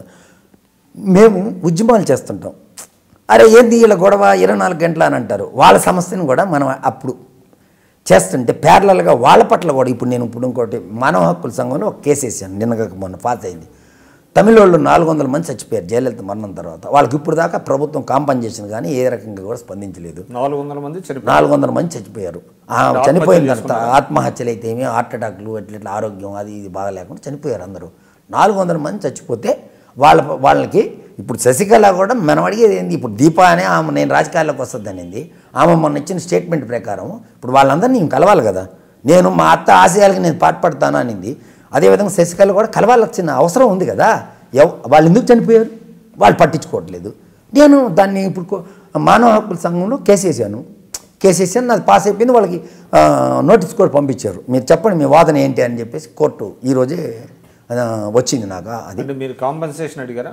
నాకు వాళ్ళకి ఇవ్వమని అడుగుతారు, తమిళియన్స్కి చనిపోయిన వాళ్ళకి కాంపెన్సేషన్ ఇవ్వండి. అమౌంట్ నేను అనలేదు, ప్రభుత్వం పట్టించుకోవాలా, వాళ్ళకి ఏదో ఒకటి ఇవ్వాలి. అమౌంట్ మనం అడిగేదానికి ఉండదు. అక్కడ జరిగిన అన్యాయాన్ని చెప్పేదానికే ఉంటుంది. కానీ ఇంత ఇవ్వండి అంత ఇవ్వండి అని అంటే అది గవర్నమెంట్ అది చెప్పుకుంటుంది. మేము ఎంత ఇస్తామని అంటే ఒకే కేసు ఇంక ఉండదు దాని మీద ఆర్గ్యుమెంట్. మానవ హక్కుల సంఘం వాళ్ళకి నోటీసులు జారీ చేసింది. నోటీసులు జారీ చేసి ప్రభుత్వానికి పార్టీకి కాదు, ప్రభుత్వానికి. పార్టీ సంబంధం లేదు. అన్నాడీఎంకే మీద అయితే మనం వేయలేం కేసు, ప్రభుత్వం మీద అయితేనే వేయగలుగుతాం కేసు. ఇండివిజువల్ మీద మనం వేయలేం కదా. అందుకోసం పార్టీ పరంగా వాళ్ళు ఆదుకునే ప్రయత్నం కూడా చేయలేదు. పార్టీ పరంగా ఇప్పటి వరకు వాళ్ళని కలవలేదు సార్. ఎంత అన్యాయం అంటే కుటుంబాల వారు ఇప్పుడు ఆమె కలవాలా, శశికళ కలవాలి కదా. శశికళ ఇప్పుడు general secretary of the party ఉంది కదా. జయలలిత మీద ప్రేమ ఉన్నామైతే ఎప్పుడు ఆ కుర్చీ కోసం తిరిగిందే కానీ వాళ్ళ పోయి కలిసి జిల్లా వ్యాప్తంగా కలిసి వాళ్ళ కాంపెన్సేషన్ ఇచ్చి అన్ని రకాలుగా ఇస్తామన్న హామీ అన్నా ఇవ్వాలి, ఓదార్చాలి, అన్ని రకాలుగా చేయాలి కదా. చేయకుండా ఇంట్లో కూర్చొని ఉంది. ఇప్పుడు ఆ అమ్మాయి దీప ఉంది, ఆ అమ్మాయి బీజేపీ మైండ్లో క్రియేట్ అయిన అమ్మాయే. ఆ అమ్మాయి గురించి మీకు ఏంటంటే అదే మేనకోడలు ఏం చేసిందంటే అపోలో హాస్పిటల్ దగ్గర పెద్ద అడావిడి చేసింది. జయలలిత గారు హాస్పిటల్ లోపల ఉన్నప్పుడు నన్ను పోనిట్లేదు, ఇది వెనకాల కుట్రు ఉంది, అది అనింది, ఇది అనింది. ఇప్పుడు పొంతన లేని ప్రకటనలు ఇస్తుంది. మొన్న ఏమనింది, మా తమ్ముడు అక్కడే ఉన్నాడు అనింది. మా తమ్ముడు మా అత్త దగ్గరే ఉన్నాడు, అట్లా ఏం లేవు అక్కడ, ఆమె ఏమో అనుమానాస్పదం కాదు ఆమె మరణము అని చెప్పి ఒక స్టేట్మెంట్ ఇచ్చింది. అంటే ఏంటి దీంట్లో పాత్ర? మనం ఏమంటున్నామంటే బీజేపీ అన్ని రోజులు హాస్పిటల్ అక్కడ తిరిగి ఫోటోలు ఎత్తుకొని అది ఇది చేశారు కదా. బీజేపీ ఏంటి సమాధానం చెప్పాలని మనం అడుగుతున్నాం కాబట్టి ఆ అమ్మాయితో చెప్పించేశారు. సొంత వాళ్ళే మీకేంటి అనుమానాన్ని చెప్పించేశారు. కానీ ప్రజలు మనం అనుకున్నట్టు ప్రజలు నడుచుకోరు కదా. ప్రజలకు ఉన్న అనుమానం స్టిల్లో అనుమానంగానే ఉంది. అంటే ఆ అమ్మాయి కూడా అమ్ముడుపోయిందనేది కూడా ఆ అమ్మాయి కూడా ఏదో పొలిటికల్లీ మోటివేట్గా జయలలిత గారి ఆశయాల కోసం పనిచేసే స్కీమ్లో ఆమె లేదు అనే కమ్యూనికేషన్ కూడా వెళ్ళింది. ఇప్పుడు మీకు ఇంకో విషయం చెప్తా. ఆ అమ్మాయి మా అత్తని నన్ను దగ్గరికి రానిలేదు, నన్ను శశికళ ఏదో చేసేసింది అన్న రోజు ఆ అమ్మాయి దగ్గర జనాలు చేరారు ఎక్కువగా. ఇప్పుడు తగ్గారు. ఇప్పుడు మన ఆ అమ్మాయి ఆ ఇష్యూ మీద మొదలైంది కాబట్టి, గతంలో చరిత్ర ఉంది కాబట్టి, గతంలో విషప్రయోగం అవన్నీ ఉన్నాయి కాబట్టి జనాలు నమ్మి ఈ అమ్మాయికి ఆదరణ ఇద్దామని చెప్పి ఉద్దేశంతో వచ్చిన వాళ్ళకి ఏమీ లేదని తర్వాత ఇప్పుడు వెంకయ్య నాయుడు గారు హాస్పిటల్లో ఆ రోజు లాస్ట్ డే వచ్చారు, అన్నీ చేశారు, అయిపోయిన తర్వాత వెంకయ్య నాయుడు గారు ఇది ఇష్యూ కొంచెం పెరుగుతున్న అన్న మూమెంట్లో బీజేపీ కూడా సమాధానం చెప్పాలని అందరూ రాజకీయ నాయకులు అడిగారు. నేను కేసు వేసిన తర్వాత డిఎంకే స్టాలిన్ శ్వేతపత్రం కావాలి ఆమె ఆరోగ్య పరిస్థితి మీద, హాస్పిటల్ ఏం జరిగిందని ఆల్ పొలిటికల్ పార్టీ వాళ్ళు అడిగారు. అడిగితే తర్వాత వెంకయ్యనాయుడు గారు ఒక స్టేట్మెంట్ ఇచ్చారు, ఏమీ లేదు దీని వెనకాల ఆమె న్యాచురల్ డెత్ అని. ఆమెను చూసిందే లేదు వీళ్ళు, చూసిందే లేనప్పుడు ఎట్లా న్యాచురల్ డెత్ అంటారు? ఊరికనే హాస్పిటల్లో రిపోర్ట్స్ అయ్యి చూసి వాళ్ళ ఆ రూమ్ వరకు పరిమితం కాకుండా అట్లా ఉన్నారు. ఆ ముందా హాస్పిటల్లో లేదా? ఆ విషయం అయితే సమస్య పోయింది ఇక్కడ. అంటే జయలలిత గారి మరణం సహజమా అసహజమా వెనక కుట్ర ఉందా లేదా అనేటువంటి ఇష్యూ దట్ ఈస్ ఓవర్. ఇప్పుడు ఏమీ లేదు, ఇప్పుడు ఏమీ లేదు కాదు. నేను మాత్రం నేనేం చెప్పానంటే, మొన్న నేను 20వ తారీఖు ధర్నా పెట్టాను అక్కడ ఢిల్లీలో, సిబిఐ ఎంక్వైరీ డిమాండ్ చేస్తూ. కోర్టుకు వెళ్ళాము, కోర్టులో పని జరగలేదు. కోర్టులో పని జరగలేదంటే కోర్టు అడిగిందని కరెక్ట్గా వాళ్ళు వచ్చి ఒక ఇండివిజువల్కి ఏమైనా జరిగితే నా కోర్టు ఇంటర్ఫియరెన్స్ ఎప్పుడు అవుతుందంటే, మీ ఇంట్రెస్ట్ ఏంటి?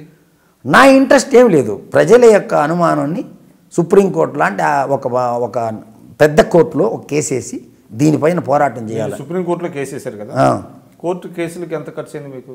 అంటే అది ఖర్చు మనకి అంత ఫ్రెండ్స్ ఉంటారండి, ఎందుకంటే మేము సోషల్ యాక్టివిటీస్లో ఉంటాం కదా. అసలు కోర్టు ఫీజులు అంతా ఏమి ఉండవు సార్ పబ్లిక్ ఇంట్రెస్ట్ లిటిగేషన్లో. లాయర్ ఫీజులే ఉంటాయి.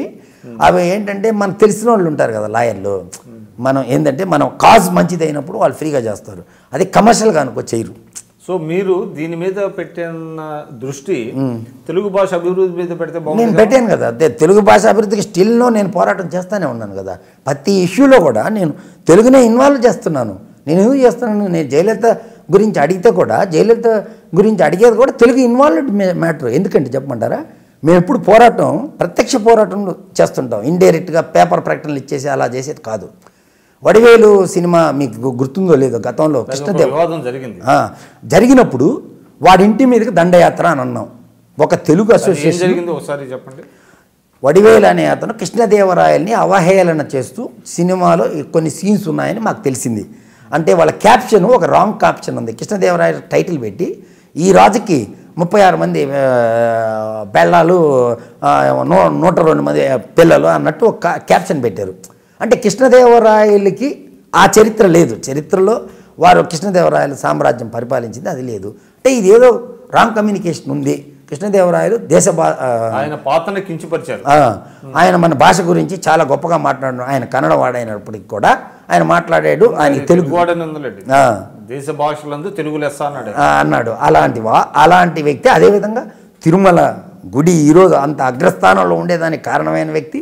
ఇలాంటి వ్యక్తిని కానీ అన్ని ప్రాంతాల్లో ఆయనకి ఒక వర్గం అంటూ ఉంది. కాబట్టి ఈ ఇష్యూ వచ్చినప్పుడు మేమేం అడిగాము, ప్రొటెస్ట్ చేశారు. అప్పుడు ప్రొటెస్ట్ కాదు, వాళ్ళ ఇంటి మీదకి దండయాత్ర కార్యక్రమం పెట్టాం. వడివేలు ఇంటి మీదకి దండయాత్ర. వడివేలు సొంత సినిమా అనేది, వడివేలు సొంత సినిమా కాకపోయినప్పటికీ కూడా ఆయనకి పార్ట్నర్షిప్ ఉంది, ఇండైరెక్ట్ పార్ట్నర్షిప్. ఆ కారణం చేత చేస్తాం. అదేవిధంగా శోభన్ బాబు ఇంటి మీదకి ఎల్టీటీ ఉగ్రవాదులు శోభన్ బాబు అక్కడ ఎల్టీటీ ప్రభాకర్ స్టాచ్యూ పెట్టాలని వాళ్ళు అక్కడక్కడ జిల్లాల్లో కొంచెం ట్రై చేశారు. ఆయన ఫాలోయర్స్ పనిచేసినప్పుడు జయలలిత గారు ఏం చేశారంటే వాటిలన్నింటిని ఎదిరించి ఆ స్టాచ్యూస్ అన్ని పడగొట్టించారు. పడగొట్టించిన తర్వాత ఆ ఉగ్రవాద సంస్థకు చెందిన కొంతమంది ఏం చేశారంటే శోభన్ బాబు స్టాచ్యూ టార్గెట్ మైండెడ్గా, అంటే జయలలిత గారికి శోభన్ బాబు గారికి ఉన్న లింక్ ప్రకారం ఏంటంటే ఆ స్టాచ్యూ మీద మేము పడగొడతాము అని అన్నప్పుడు మేమంతా వెళ్ళి ఎదిరించాం.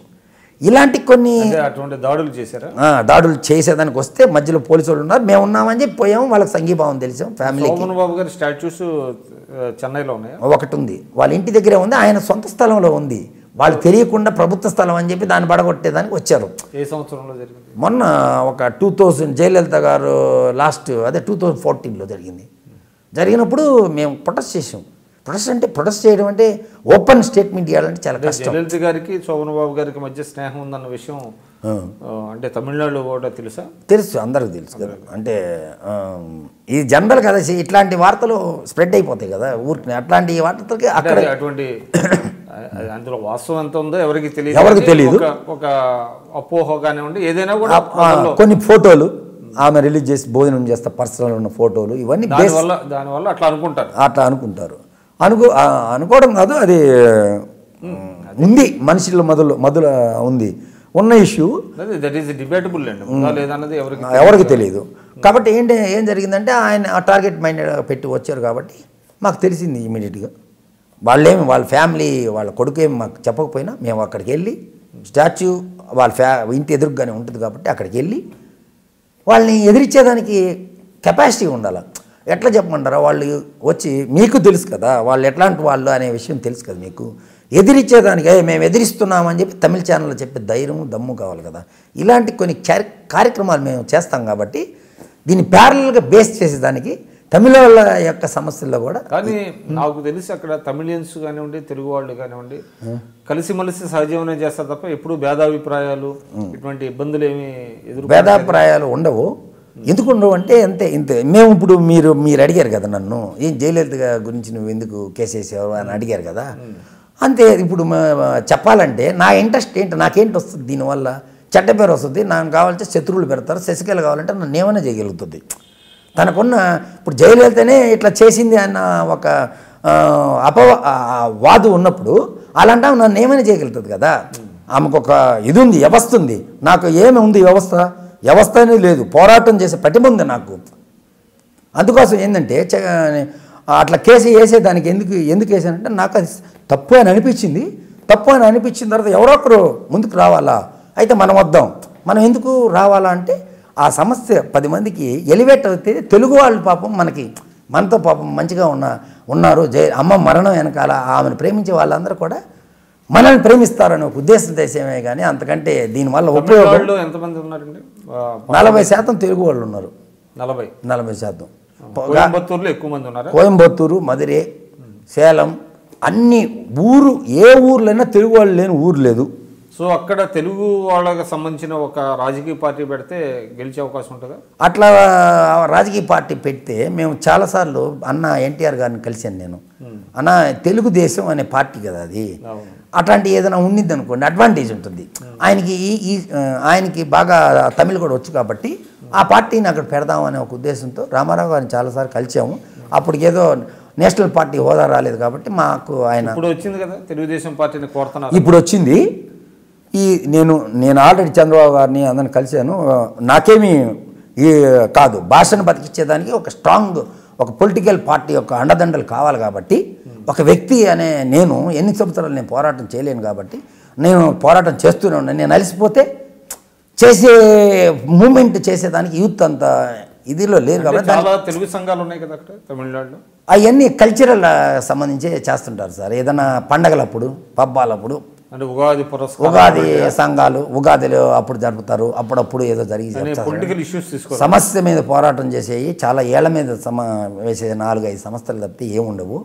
వాళ్ళు కూడా కొంచెం కన్స్ట్రక్టివ్గా కాకుండా అంటే నేను రాజకీయాల్లో ఉన్నాను కాబట్టి అంతకుముందు పనిచేశాను కాబట్టి నాకు తెలుసు. నేను వదిలిపెట్టకుండా చేసేవాడిని, వదిలితే భయపడ్డాం అనుకుంటారు, జనం పారిపోతారు.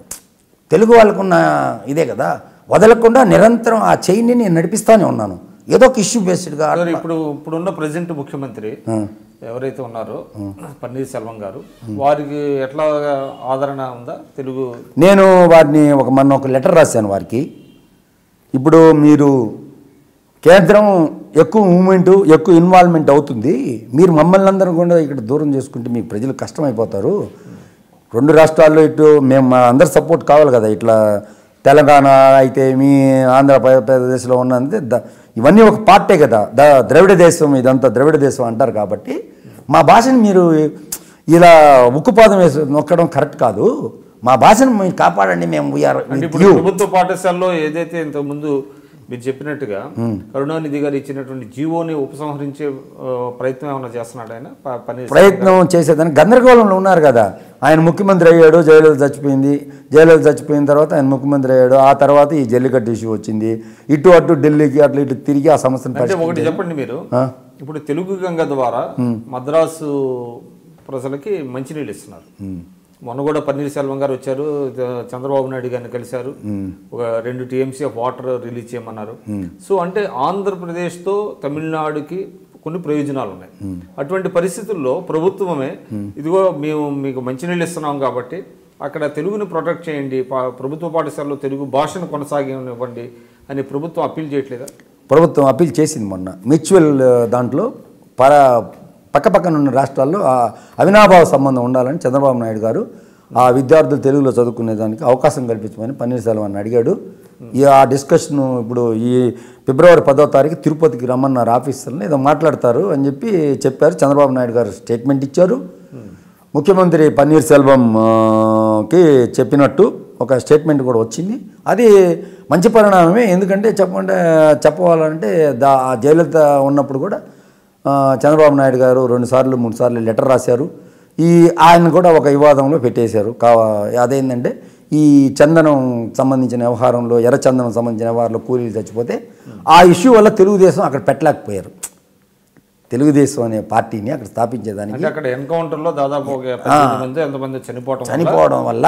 చనిపోవడం వల్ల ఏం చేశారంటే వాళ్ళు తెలుగుదేశం పార్టీ పెడతారంటే అక్కడ ఉన్నది తెలుగుదేశం ప్రభుత్వం కాబట్టి ఆంధ్రాలో ఆ పార్టీ వచ్చి తమిళియన్స్కి వ్యతిరేకంగా ఉంది అనే ఒక ఫీలింగ్ పెట్టి ఆ పార్టీని అక్కడ రానియకుండా కొన్ని శక్తులు అడ్డుకుంటున్నాయి.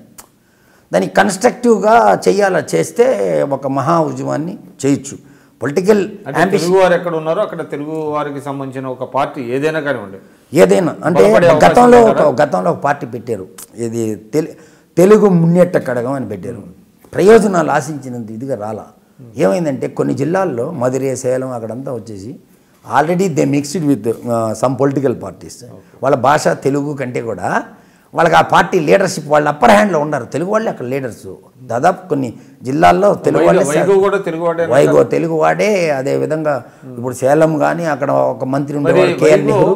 వైగో తెలుగువాడు అయినప్పటికీ కూడా ఆయన విపరీతమైనటువంటి అంటే జింగోయిజం అంటారు. అంటే ఒక భాష, మేము తమిళ మా భాష గొప్పది, మా జాతి గొప్పది అనేటువంటిది భావన చూపిస్తాడు ఆయన. ఈవెన్ ఆయన కొన్ని ఎల్టీటీ లాంటి సంస్థలకు కూడా ఆయన పరోక్ష సహకార ఉంది అనేటువంటిది కూడా ఆరోపణలు కొన్ని వచ్చింది. అలా లేకపోతే ఎలాగా ఆయన తెలుగువాడై ఉండి అక్కడ తమిళుల్ని ఆదరణ పొంది ఆ స్థాయి ఆదరణ ఓన్లీ ఎల్టీటీ అనేది ఒక తీవ్రవాద సంస్థ. ఆ సంస్థ వచ్చి తమిళీయుల స్థాపించింది అక్కడ శ్రీలంకలో. వాళ్ళని బేస్ చేసి ఇక్కడ మాట్లాడితే ఆటోమేటిక్గా అంటే వైగో తెలుగువాడు అనే విషయం వాళ్ళకి మర్చిపోయారు. వైగో తెలుగువాడు అన్న సంగతి తెలుసు. నేను కూడా అదే కదా మీకు చెప్పింది ఇందాక. నేను కూడా ఎందుకు అప్పుడప్పుడు వాళ్ళ ఇష్యూలు కూడా ఎందుకు మాట్లాడతాను అంటే అందుకే మాట్లాడతాను. ఇప్పుడు వైగో తెలుగుకు మాట్లాడకపోవచ్చు కానీ ఆయన తమిళ్లో ఆల్రెడీ తమిళ్లోనే మాట్లాడతాడు. తమిళ నాయకుడు కానీ ఆయన తమిళ భాష కోసం కృషి చేసేవాడిగా ఉంటాడు. కాబట్టి నేను పర్టికులర్గా నేను తెలుగు కోసమే పనిచేసేవాడిని. కాబట్టి నేను వాళ్ళని అప్పుడప్పుడు అటు సెటప్ చేసి పెట్టాలని చెప్పి ఒక ఉద్దేశం చేసేదే కానీ నాకేముంటుంది. నేను వివాదాల్లో ఉంటాను. ఎప్పుడు వివాదాలు ఉండిందని నాకేం ప్రయోజనం ఉండదు కదా. అందుకోసం నేనేం చెప్తానంటే నా భాషకి మీరు పరిష్కారం చూపించండి. నా ఇష్యూ క్లోజ్ అయిపోతే నేను నా మూమెంట్ని స్టాప్ చేసుకుంటాను. నాకు అవసరమే లేదు. నా తెలుగు భాష కోసం మేము పోరాటం చేస్తున్నప్పుడు దానికి మీరు సమస్య పరిష్కారం చేయాలి కదా. ఒకటి చెప్పండి, అంటే ద్రవిడ భాషల్లో తెలుగే ఒక 500 సంవత్సరాలు ప్రాచీనం అంటే తమిళతో పోలిస్తే. అయినప్పటికీ తమిళియన్స్కేమో ముందు వచ్చింది క్లాసికల్ హోదా, అంటే ప్రాచీన హోదా వాళ్ళకి ముందు వచ్చింది. తెలుగు వాళ్ళకి చాలా ఆలస్యంగా వచ్చింది. తమిళియన్స్ సాధించుకోవడానికి కారణం ఏంటంటారు? తమిళియన్స్ సాధించుకుంటారు. వాళ్ళది ఏం లేకపోయినా దానికి ఒక రాంగ్ డాక్యుమెంటేషన్ మాదే ప్రాచీన భాష అని చెప్తారు. తెలుగు వాళ్ళకి భాష పట్ల ఉన్న ప్రేమ ఎక్కడుంది? ప్రేమ ఉంటే భాష ఎందుకు చచ్చిపోద్ది? తెలుగు వాళ్ళు ప్రపంచవ్యాప్తంగా ఉన్న తెలుగు వాళ్ళందరూ దాదాపు 20 కోట్ల మంది తెలుగు వాళ్ళు ఉంటారు. వాళ్ళకి ఆ ఇంటెన్షన్ భాష మీద ప్రేమ అనేది ఉంటే భాష ఎందుకు పోతుందండి? పోదు కదా. వాళ్ళు అదే పని మీద ఉంటారు. అట్లా తమిళియన్స్ వాళ్ళు ఏదో ఒక ఇష్యూ మీద కన్స్ట్రక్టివ్గా ఉంటారు. అంటే మీరు అక్కడ చాలా కాలంగా ఉన్నారు. తమిళియన్స్ భాషను పరిరక్షించుకోవడానికి చేస్తున్నటువంటి ప్రధానమైనటువంటి కొన్ని అంశాలు చెప్పగలరా? భాషను పరిరక్షించుకునే దానికి చేసిన ప్రధానమైన అంశం ఏంటంటే వాళ్ళ భాష ప్రాచీన భాష హోదాలో లేకపోయినప్పటికీ కేంద్రాన్ని డిమాండ్ చేసి వాళ్ళు ఎంపీలు ఉంటారు కాబట్టి సపోర్ట్ కావాలి కాబట్టి వీళ్ళు చెప్పింది అక్కడ జరిగిపోద్ది. మీరు ఇండస్ట్రియల్గా చూడండి, తమిళనాడు అంత డెవలప్మెంట్ స్టేట్ ఎక్కడ ఉండదు. మోస్ట్ డెవలప్డ్ స్టేట్ అనమాట. ఇప్పుడు ప్రతి ఊర్లో ఒక ఇండస్ట్రీ ఉంటుంది. అక్కడ కేంద్రం సంబంధించిన ఏదైనా కూడా వాళ్ళు కేంద్ర సంస్థలకు సంబంధించిన కూడా వాళ్ళు తెచ్చుకున్నట్టు మన ఆంధ్రాలో ఎక్కడ తెచ్చుకోలేదు. ఆంధ్రాలో కానీ ఇప్పుడు అంతకుముందున్న ఆంధ్రప్రదేశ్లో లేదు కదా. వాళ్ళు సాధిస్తారు. ఎందుకు సాధిస్తారంటే వాళ్ళ మూమెంట్లో ఉంటారు. అంటే ఏంటంటే వాళ్ళకు ఒక అభద్రతా భావం అనమాట. ఎట్లా అంటే హిందీ ఉద్యమం, హిందీని వాళ్ళు రానిలేకపోయారు కదా. ఇప్పటికి కూడా వాళ్ళు హిందీని రానిలేదు కదా. అంటే వాళ్ళ తెలుగు వాళ్ళు హిందీని రానివ్వటం అంటే బలవంతంగా దీన్ని వాళ్ళు అవును. ఇప్పుడు మన దగ్గర ఉంది కదా, మనం చేయలేదు కదా. అట్లా వాళ్ళు చేసే స్టిల్లో ఆ భాష లేదనే కదా చెప్తున్నారు. అంటే వారి భాష పట్ల వ్యతిరేకం లేకపోవచ్చు, కానీ హిందీ పట్ల వాళ్ళ యొక్క ఆధిపత్యం చలాయించుకునేదానికి వారు ఎన్ని ఉద్యమాల్లో అయినా కూడా ప్రజా ఉద్యమాల్లో ముందుంటారు. అది తప్పో రైటో వాళ్ళ తప్పుదాన్ని కూడా గొప్ప ఉద్యమం అనేదానికి స్పిరిట్ ఇవ్వగలుగుతారు. తెలుగువారు వాళ్ళ దగ్గర నుంచి నేర్చుకోగలుగుతారంటారా? తమిళియన్స్లో ఉండేటువంటి ఒక భాషాభిమానం కానివ్వండి, ఒక అంటే సంఘటితం అయ్యే ఒక సమస్య వస్తే అయ్యేటువంటి అవకాశం తెలుగు వాళ్ళకు ఉందంటారా లేదంటారా? అంటే ఇప్పుడు ఏంటండి సార్, నిన్న జరిగిన ఉద్యమం గురించి నేను నిన్న వీళ్ళకి సంఘీభావం తెలుపుతూ చెన్నై నగరంలో అదే ఒసూరు పట్టణంలో తమిళనాడులోని ఒసూరులో సంఘీభావ సభని పెట్టా. ఏం చెప్పానంటే నేనేం చెప్తానంటే మేము భాష పట్ల అక్కడ పోరాటం చేస్తుంటాం. మా పోరాటానికి మీ అందరి అండదండలు మాకు కావాలి కాబట్టి మీ సమస్య పట్ల కూడా మేము సంఘీభావం తెలియజేస్తున్నాము. అదేవిధంగా దేశం ప్రపంచవ్యాప్తంగా ఉన్న అందరూ తెలుగు వాళ్ళు, ప్రవాసాంధ్రులు, రాష్ట్రేతర ప్రాంతాల్లో ఉన్న తెలుగు వాళ్ళు అందరూ కూడా ఇది ప్రత్యేక హోదా అనేది అది ఉద్యమంకి మద్దతు తెలపాలా అని చెప్పి మేము కోరాను. ఎందుకు కోరానంటే చెప్పమంటారా, ఇప్పుడు ఉద్యమము అది ఒక హామీ. కేంద్రము దక్షిణాది పెత్తనం పెట్టి దక్షిణాది రాష్ట్రాన్ని అణిచివేసే ధోరణితో చేస్తుంది అని చెప్పి ఒక ధోరణి ఈ దక్షిణాది ప్రాంత ప్రజల్లో అందరిలో కలిగిన దాన్ని మనం ఒక మోటివేటెడ్గా చేయాలి. దక్షిణాది రాష్ట్రాల స్పిరిట్తో అక్కడ కేంద్ర ప్రభుత్వాన్ని అనుసంధానం చేయాల్సినంత అవసరం ఉంది. కాబట్టి ఇప్పుడు ఇది ఆ రోజు దక్షిణాది రాష్ట్రాల్లో ఉన్న ఒక ఆంధ్రప్రదేశ్ని విడదీసేదానికి టైం బీయింగ్గా ఏదో చెప్పేసి మీకు స్పెషల్ స్టేటస్ ఇస్తాం, అది ఇస్తామని చెప్పి కాంగ్రెస్ ప్రభుత్వం చేపట్టినప్పటికీ కూడా అప్పుడు ఆ ప్రతిపక్షాల్లో ఉన్న వీళ్ళందరికీ తెలుసు కాబట్టి ఆ రోజు అన్నీ కూడా వీళ్ళందరికీ తెలుసు కాబట్టి అది ప్రజలకి మేలు జరుగుతుందా అది కాదు, మీరు ఇచ్చిన హామీని మీరు నెరవేర్చాలా అనే ధర్మం అయితే ఉంది కదండి ప్రజాస్వామ్యంలో.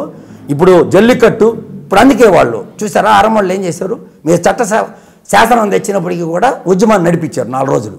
అంటే మేము ఒప్పుకోము అనే ఒక ఫీలింగ్ కలిగించారు. ఇప్పుడు నిన్న మనం చూసామంటే మేము నిన్న బెంగళూరులో కూడా భారీ ర్యాలీ ఒకటి తీసాం. మేము వీఆర్ నాట్ పొలిటికల్లీ మోటివేటెడ్గా చేయలేదు, ఎందుకంటే మేము అందరం కలిసి ఒక ప్రత్యేక హోదా రావాల్సిన అవసరం ఉందని అంటే మీరు చెప్తున్నారు. అంటే మీరు రాష్ట్రానికి అవతల తమిళనాడులో ఉంటున్నారు, పొరుగు రాష్ట్రంలో ఉంటున్నారు కాబట్టి తెలుగు వాళ్ళకి మేలు జరగాలి, తెలుగు వారంతా అంటే ఒక తెలుగు రాష్ట్రానికి మేలు జరగాలి అనేటువంటిది మీ ఇంటెన్షను. సరే, దీంట్లో రకరకాల రాజకీయాలు ఉన్నాయి. రీసెంట్గా పవన్ కళ్యాణ్ గారు కూడా ఆయన గతంలో అంటే మద్రాసులో ఉండొచ్చారు, ఆయన తమిళియన్స్ చూశారు, ఆయన జల్లికట్టును ఉదాహరించారు. ఉండి ఈ విధంగా మనం అందరూ కలవాలి అనేటువంటిది ఆయన ఒక స్లోగన్ తీసుకొచ్చారు.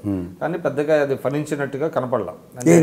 అంటే పవన్ కళ్యాణ్ గారు ఏదైతే ఆశించారో తెలుగు వారంతా ఏకం అవ్వాలి అంటే జల్లికట్టులో తమిళియన్స్ చూపించినటువంటి స్పిరిట్ ఇక్కడ రావాలి అన్నారు, కానీ ఇక్కడ జరగలేదు. అంటే ఇక్కడ వ్యవస్థ ఎందుకంటే అది కరెక్ట్గా ఎందుకు జరగలేదు అనే దానికి ఒక చిన్న ఉదాహరణ చెప్తాను సార్. ముఖ్యమంత్రి గారు, డీజీపీ గారు, సరే అది తీసేయండి, మీరు ఇక్కడ రాష్ట్ర రాజకీయాల గురించి మీరు మాట్లాడారు. అంటే నేను అనేది ఏంటంటే మీరు తమిళనాడులో ఉంటున్నారు, అక్కడ చూశారు జల్లికట్టు ఉద్యమం, అక్కడ రాజకీయ పార్టీలు ఇదంతా ఉన్నది. అంటే పవన్ కళ్యాణ్ గారు ఏదైతే ఆశించారో తెలుగు వారంతా ఈ కాజులో కలవాలి అనేటువంటిది అది సాధ్యం కాదు కదా. ఇక్కడ తెలుగు వారిలో ఉండేటువంటి అనైక్యత కానివ్వండి, ఇక్కడ రాజకీయాలు కానివ్వండి, తమిళియన్స్ ఉండే స్పిరిట్ తెలుగు వారిలో వచ్చే అవకాశం ఉందంటే అవకాశం ఖచ్చితంగా ఉండదు. ఎందుకంటే చెప్పమంటారా, మనం నిన్న చూసిన పరిణామం అయితే నేను చూసేదైతే మేము అక్కడ భారీ ఎత్తున కులాలకి మతాలకి అతీతంగా తెలుగు వాళ్ళంతా ప్రత్యేక హోదా కోసం పోరాటం చేస్తున్నారు, వారికి మనం మద్దతు తెలపాలని చెప్పి అన్ని కులాలు కలిసి చేసాం. పవన్ కళ్యాణ్ పేరెంట్స్ అయితే ఏమి, అన్ని రకాలుగా తెలుగు సంఘాలు అయితే అందరినీ మోటివేట్ చేసాం, రండి వాళ్ళకి అన్యాయం జరిగిపోతుంది ఏదో చేయాలని ఒక తపంతో మేము చేసాం. ఇక్కడ మేజర్గా నాకు కనిపించింది ఏంటంటే పవన్ కళ్యాణ్ గారు నాకు చిన్నప్పటి నుంచి తెలుసు, మాది నెల్లూరు జిల్లా కాబట్టి నేను చూసేవాడిని అతన్ని. ఆయనకి ఇంటెన్షనల్గా ఏముండదు, ఒక సమస్య దీని మీద చెయ్యాలా అనేది అనే ఒక పోరాట ప్రతిమ ఉన్న వ్యక్తి అతను. మాటలే ఆ రకంగా, ఆయనకి ఏమి వ్యక్తిగతమైనటువంటి లాభాపేక్ష ఉండదంటారు. లాభాపేక్ష అనేది ఉండదు. ఎందుకు చెప్తానంటే అండి, నాకు ఒక ఉదాహరణ, బిగ్ బాస్ షూటింగ్ ఓపెనింగ్లో అన్నపూర్ణ 7 ఎకరాలు ప్రొడ్యూస్, నేను కూడా సినిమాలు ప్రొడ్యూసర్ని. ఎన్ని సినిమాలు తీశారు? ఒక 7, 8 తీసాను సార్. తీశాను. తీసిన తర్వాత తేజతో నాకు సినిమా వాళ్ళతో మంచి సంబంధాలు ఉన్నాయి. పవన్ కళ్యాణ్ గారు వాళ్ళ తండ్రి నెల్లూరులో పనిచేసేటప్పుడు అక్కడ ఉండేవాళ్ళు. చిన్నప్పుడు చూసేవాళ్ళం వాళ్ళ అదే చిరంజీవి గారి పిక్చర్స్ అవి వచ్చినప్పుడు గ్లాబర్ ఉంటుంది కదా, చిరంజీవి తమ్ముడు అనే ఉద్దేశంతో ఉండేవాడు కదా, మనం చూసేవాడిని. కొంచెం ఎప్పుడు కూడా ఒక స్పిరిట్తో ఉండేవాడు, ఒక పెక్యులర్గా ఉండేవాడు, బాగా ఏదో ఒక సిస్టంలో ఉండినప్పుడు. ఒక విషయం ఏంటంటే ఇక్కడ ఆయనకేమో అంత ఈ విషయం అది ఆయనకేమి ఉంటుంది. ఈరోజు అతను ఇచ్చిన స్టేట్మెంట్ కూడా మీరు చూస్తే అతను ఏమి అట్లా ఎవరో నడిపిస్తున్న పాత్రధారుడు కాదని ఉంది. కాకపోతే ఏంటంటే ప్రజా ఉద్యమాలకి ఒక చర్యగా ఎలా చేయాలనేది ఒక ప్రక్రియ ప్రకారం జరగాలి. ఇప్పుడు గవర్నమెంట్ దీనికి వ్యతిరేకంగా ఉంది అన్నప్పుడు మీరు అనేది ఏంటంటే ఆయనలో ఆవేశం ఉంది, కానీ ఆ ఆవేశాన్ని ఒక సరిగ్గా స్ట్రీమ్ లైన్ చేసుకోలేకపోతున్నారు అనేటువంటి స్ట్రీమ్ లైన్ చేసుకోలేకపోతున్నారంటే ఇది కులాలకి మతాలకి అతీతంగా జరగాల్సిన ఉద్యమం. కానీ ఇక్కడ కులానికి మతాలకి రాజకీయ పార్టీలకి అతీతంగా జరుగుతుంది. ఒక పక్క ఇప్పుడు దీనికి ఏం చేయాలంటే ఒక కన్స్ట్రక్టివ్గా ఈ ప్రాబ్లమ్ని ప్రజల్లోకి తీసుకెళ్ళాలి. ఇంటర్నల్గా విలేజ్ స్థాయికి ఈ ప్రాబ్లమే తెలియదు. నేను I'm also related to Andhra Pradesh కదా. ప్రత్యేక హోదా అంటే ఏంటి, దాని ఫలాలు ఏంటి అనేది సామాన్యుడికి సైతం తెలియాల్సిన అవసరం ఉంది. ఆ దిశగా పయనించాలి, కమిటీ వేయాలి, అన్ని రాజకీయ పక్షాన్ని దాంట్లో ఇన్వాల్వ్ చేయాలి. ఎవరికి వాళ్ళు సపరేట్గా కాదు. జగను పవన్ కళ్యాణ్ చేతులు పైకెత్తాలి. ఇప్పుడు ఈయన పొద్దున సమావేశం అని అన్నాడు, జగన్ వచ్చి ఈవినింగ్ కొవ్వొత్తులు ప్రదర్శన అన్నాడు. మీరు తమిళనాడు తరహా రాజకీయాలు ఇక్కడ రావాలి, ఖచ్చితంగా రావాలంటే ప్రజలు నమ్మాలి కదా. నమ్మి ప్రజా సమస్యల మీద తమిళనాడు తరహా రాజకీయాలు ఇక్కడ వస్తేనే ప్రజలకి మేలు జరుగుతుంది అనేటువంటిది మీరు చెప్తున్నారు. ఖచ్చితంగా మేలు జరుగుతుంది. కానీ అటువంటిది అయ్యే అవకాశం లేదనేది కూడా మీ అభిప్రాయం. అయ్యే అవకాశం లేదని చిత్తశుద్ధి అనేది చాలా తక్కువ ఉంటుంది. అది కాక ఏంటంటే పొలిటికల్ మూమెంట్ వస్తే తప్పితే జరగదు. సినిమా ఫ్యాన్స్ వాళ్ళు ఏంటంటే ఇప్పుడు బాస్ ఒక స్టేట్మెంట్ ఇచ్చాడు, బాస్ వస్తున్నాడు వైజాగ్కి అనే ఉద్దేశంతో వస్తారు. ఒక గ్లామర్గా ఉండినట్టు ఉంటే ఉద్యమాలు నడవవు సార్. గ్లామర్ మీద మనం ఇస్తే పిలుపు 100 మంది రారు కదా రోడ్డు మీదకి. ఉద్యమం నడవాలి. ఇప్పుడు నిన్న ఆపాడు, అది ఒక విజయం కదా, చంద్రబాబు నాయుడు గారు సాధించిన విజయమే కదా. వాళ్ళు మీటింగ్ పెడతారంటే ఆపిచ్చాడు కదా. వాళ్ళు అందుకోసం ఏం చేయాలంటే దాన్ని ఏదో రకంగా ఒక స్పిరిట్గా ఇప్పుడు ఎక్కడైనా చేయొచ్చు కదా, సాగర తీరాన్ని ఎక్కడైనా చేయొచ్చు కదా, ఎక్కడో ఒకటి కదా నిన్న జరిపించేసి ఉండాలి. జరిపించేస్తుంటే ఒక శక్తి, ఒక మహాశక్తి లాగా. అంటే మీరు తమిళ రాజకీయాలతో బాగా దగ్గరగా ఉండి చూసి సరే మీ ఇంటెన్షన్ ఆ విధంగా ఉంటే మంచిది అనేటువంటిది అన్నారు. సరే అది కాదు, యువతకు కూడా చిత్తశుద్ధి లేదు. తమిళనాడులో జల్లికట్టుకి సోషల్ మీడియాలో 5 నిమిషాలకు ఒకసారి పిల్లలు అట్లా చేశారు. నిన్న చూస్తే ఆ వాతావరణం ఏం లేదు, కనిపించలేదు. వాళ్ళందరినీ మోటివేట్ చేయాలా, కమిటీలు వేయాలా, గ్రామస్థాయి కమిటీలు వేయాలా, తాలూకా స్థాయి కమిటీలు వేయాలా, రాజకీయాలకు అతీతంగా అన్ని రాజకీయ పార్టీలు కలవాలి. ఎవరికైతే ఈ సమస్య మీరు ఒకటి చెప్పండి, అంటే తమిళియన్స్ని వాళ్ళల్లో ఒక భావ అంటే వాళ్ళ ఒక సంస్కృతి సంప్రదాయాలు భాష పట్ల ఒక ఇంటర్ కనెక్టివిటీ ఉంది ప్రజల మధ్య. ఇక్కడ తెలుగు ప్రజల్లో ఏంటంటే వాళ్ళు డిఫరెంట్ వ్యూస్ ఉన్నాయి, వాళ్ళ ఆలోచనలు వేరు. అంటే ఒక డెమోక్రటిక్ నేషన్లో అది బెటర్ అంటారా, ఇది బెటర్ అంటారా? అంటే ఏదో ఒక ఇష్యూ తీసుకొని అది మంచో చెడో తెలియదు, ప్రజలందరూ ఏకమైపోతున్నారు అనేది ఒక ఇది మంచి. ఇక్కడ ఏంటంటే ఆంధ్రప్రదేశ్లో తెలుగువారు ఒక ఆలోచనతో వాళ్ళు ఏంటంటే ఒక సెక్యులర్ భావాలు భిన్నమైనటువంటి అభిప్రాయాలతో ఉండటం తప్పంటారా? అంటే మీరు ఆ ఉదాహరణ తెలుగు వాళ్ళు తీసుకోవాలంటున్నారు, కానీ అటువంటిది చాలా ప్రమాదకరమైనటువంటి ధోరణి. అలా కాదు సార్, నేను చెప్పింది ఏంటంటే ఇప్పుడు ఒక తమిళ సంస్కృతికి ఇబ్బంది జరుగుతుంది అని అన్నారు. అది వాళ్ళ సంస్కృతికి ఇబ్బంది జరిగే సంఘటన అనేది అది కేవలం ఒక జిల్లా వరకు పరిమితమైన, ఒక 4 ఊళ్ళకు పరిమితమైన జల్లికట్టు అనేది అదొక సంస్కృతి. అక్కడ ఉన్న ఒక జిల్లా వరకు వాళ్ళు ఇప్పుడు ఏం చేశారు, ఓవరాల్ ప్రభుత్వానికి వ్యతిరేకంగా ఓవరాల్ మొత్తం. మంచిదంటారా చెడు అంటారా మీరు చెప్పండి? చెడు కాదు, మూమెంట్. ఇప్పుడు సమస్య ఇది ప్రత్యేక హోదా అనేది మీరు అది తీసండి. ప్రత్యేక హోదాలో తెలుగు వారు అందరూ కలవలేదు, వాళ్ళకుండే రాజకీయ పార్టీల అభిప్రాయాలు చాలా మంది ఉన్నాయి, అదంతా ఒక ఇష్యూ పక్కన పెడదాం. అంటే ఇక్కడ ఏంటంటే చాలా మంది ఇక్కడ ఆర్గ్యుమెంట్ ఏంటంటే తమిళియన్స్ చూసి నేర్చుకోండి అనేటువంటిది కొంతమంది అంటున్నారు. కానీ తమిళ వాళ్ళు చేసేది నిజంగా కరెక్టా? అంటే ఆ విధంగా అంటే ఒక ఆలోచన అంటే ఒక సంస్కృతి అది మంచిగా చెడా, అంటే జంతువులను హింసించడం కాదా, ఇవన్నీ పక్కన పెడితే వాళ్ళందరూ ఇది మనకు కావాలి కాబట్టి కావాలి అని వాళ్ళు అంటున్నారు. ఇక్కడ వాళ్ళు మాత్రం అందులో ప్రోస్ అండ్ కాన్స్ ఏంటి, అందులో హేతుబద్ధత ఎంత అనేటువంటిది ఇక్కడ ఆలోచిస్తున్నారు. కాబట్టి ఇది మంచిది అంటారా, అది మంచిది అంటారా? ఇక్కడ పర్టికులర్గా చెప్పాలంటే హామీయే కదా. ఇప్పుడు ఆ రోజు హామీ ఇచ్చేటప్పుడు అది గొప్పది కాకపోతే ఎందుకు ఇచ్చారు హామీ మీరు? అది పక్కన పెట్టండి. ఇక్కడ ఆంధ్రప్రదేశ్ రాజకీయాలు అంటే తమిళియన్స్ ఇప్పుడు ఆడ చేసే అనేది తమిళియన్స్ ఉన్నటువంటి మైండ్ సెట్ తెలుగు ప్రజలకు లేదు. కానీ తెలుగు అంటే మీరు చాలా కాలంగా తమిళనాడులో ఉన్న తెలుగు వారు కాబట్టి అనేక సంవత్సరాలుగా తెలుగు కోసం కృషి చేస్తున్న వ్యక్తి కాబట్టి ఒకటి చెప్పండి, తమిళియన్స్ మైండ్ సెట్ బెటర్ అంటారా, తెలుగు వాళ్ళ మైండ్ సెట్ బెటర్ అంటారా? నాకు ఇక్కడ కూడా ఉద్యమాలు స్పిరిట్ ఉంది కదా, చూసాం కదా, సారాయి ఉద్యమం అవి కూడా బాగా గట్టిగా చేశారు. గట్టిగా ఒక జెన్యూన్ ఇష్యూ ఉన్నప్పుడు డెఫినెట్ గా చేస్తారండి. తెలుగు వారు కూడా చేస్తారు, తెలుగునాడు కూడా అనేక ఉద్యమాలు వచ్చినాయి, మనం కాదనట్లా నేను అనేది. కానీ తమిళనాడు మైండ్ సెట్, ప్రజల మైండ్ సెట్ ఏంటంటే టైమ్స్ ఏంటంటే వాళ్ళు ఒక అన్రీజనబుల్ గా కూడా వాళ్ళు ఏకమవుతారు అనేటువంటిది మనకు తెలుస్తుంది. అంటే ఉదాహరణకు మనకి ఎల్టీటీ లాంటి విషయంలో కూడా చూసాం మనం. That is unreasonable, anti national. అది అయినప్పటికీ కూడా వాళ్ళ సంఘీభావం తెలియజేశారు. ఏది రాజకీయ నాయకుల స్థాయిలో, ప్రభుత్వాల స్థాయిలో కూడా. మీకు తెలుసు వాళ్ళ స్లోగన్ భారతదేశంలో మమ్మల్ని సపరేట్ చేయండి అని కూడా అడుగుతున్నారు. అది ఎంతవరకు సమంజసం అన్న అటువంటి మైండ్ సెట్ తెలుగు వారికి రావాలి అని అంటూ అంటే ఎటువంటి అలాంటి మైండ్ సెట్ కంటే దీంట్లో ఒక విషయం ఉంది సార్. అలా అంటేనే వేరే సాధించుకోగలుగుతున్నారు వాళ్ళు. ఇష్యూ బేస్డ్గా ఏదో ఒక అడావిడి చేసి వాళ్ళు అప్పర్ హ్యాండ్లో ఉండగలుగుతున్నారు. దీంట్లో ఏంటంటే ఐడెంటిటీని కాపాడుకుంటున్నారు, వారి ఉనికిని కాపాడుకుంటున్నారు. ఈరోజు దేశం అంతా జల్లికట్టు గురించి మాట్లాడారు కదా, ఒక ఇష్యూ అంటే అట్లా ఉండాలా అనేది, మేము ఉన్నాము, మేము ఇట్లాంటి వాళ్ళము అని చూపించారు కదా.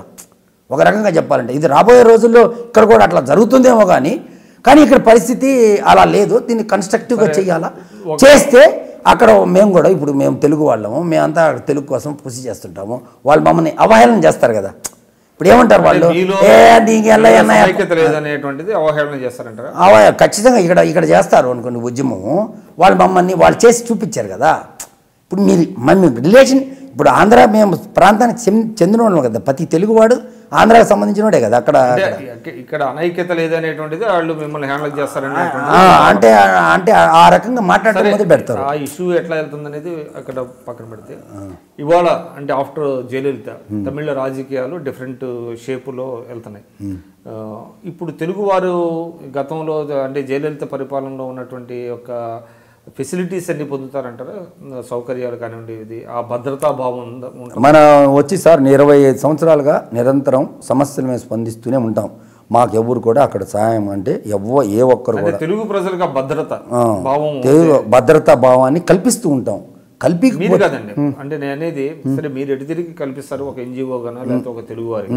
నేననేది ఇప్పుడున్న కొత్త ప్రభుత్వంలో అటువంటి భద్రతా భావంతో ఉన్నారా తెలుగు ప్రజలని? ఖచ్చితంగా ఉన్నట్టే ఫీలింగ్. ఎందుకంటే నేను డైరెక్ట్ అటాక్ ఇచ్చా కదా, శశికళ అనే ఆమెని ఆ రకంగా మాట్లాడినా మీరు చూసుకొని కావాలంటే, అంత ధైర్యంగా మాట్లాడే వ్యక్తి, వివరాలు చెప్పగలిగే వ్యక్తి అక్కడ రాజకీయాల్లో అంత ఉండరు. కన్స్ట్రక్టివ్గా మాట్లాడే అంటే ఏంటి జరిగిన పరిణామాలు అయితే భవిష్యత్తు కార్యాచరణ ఏంటి?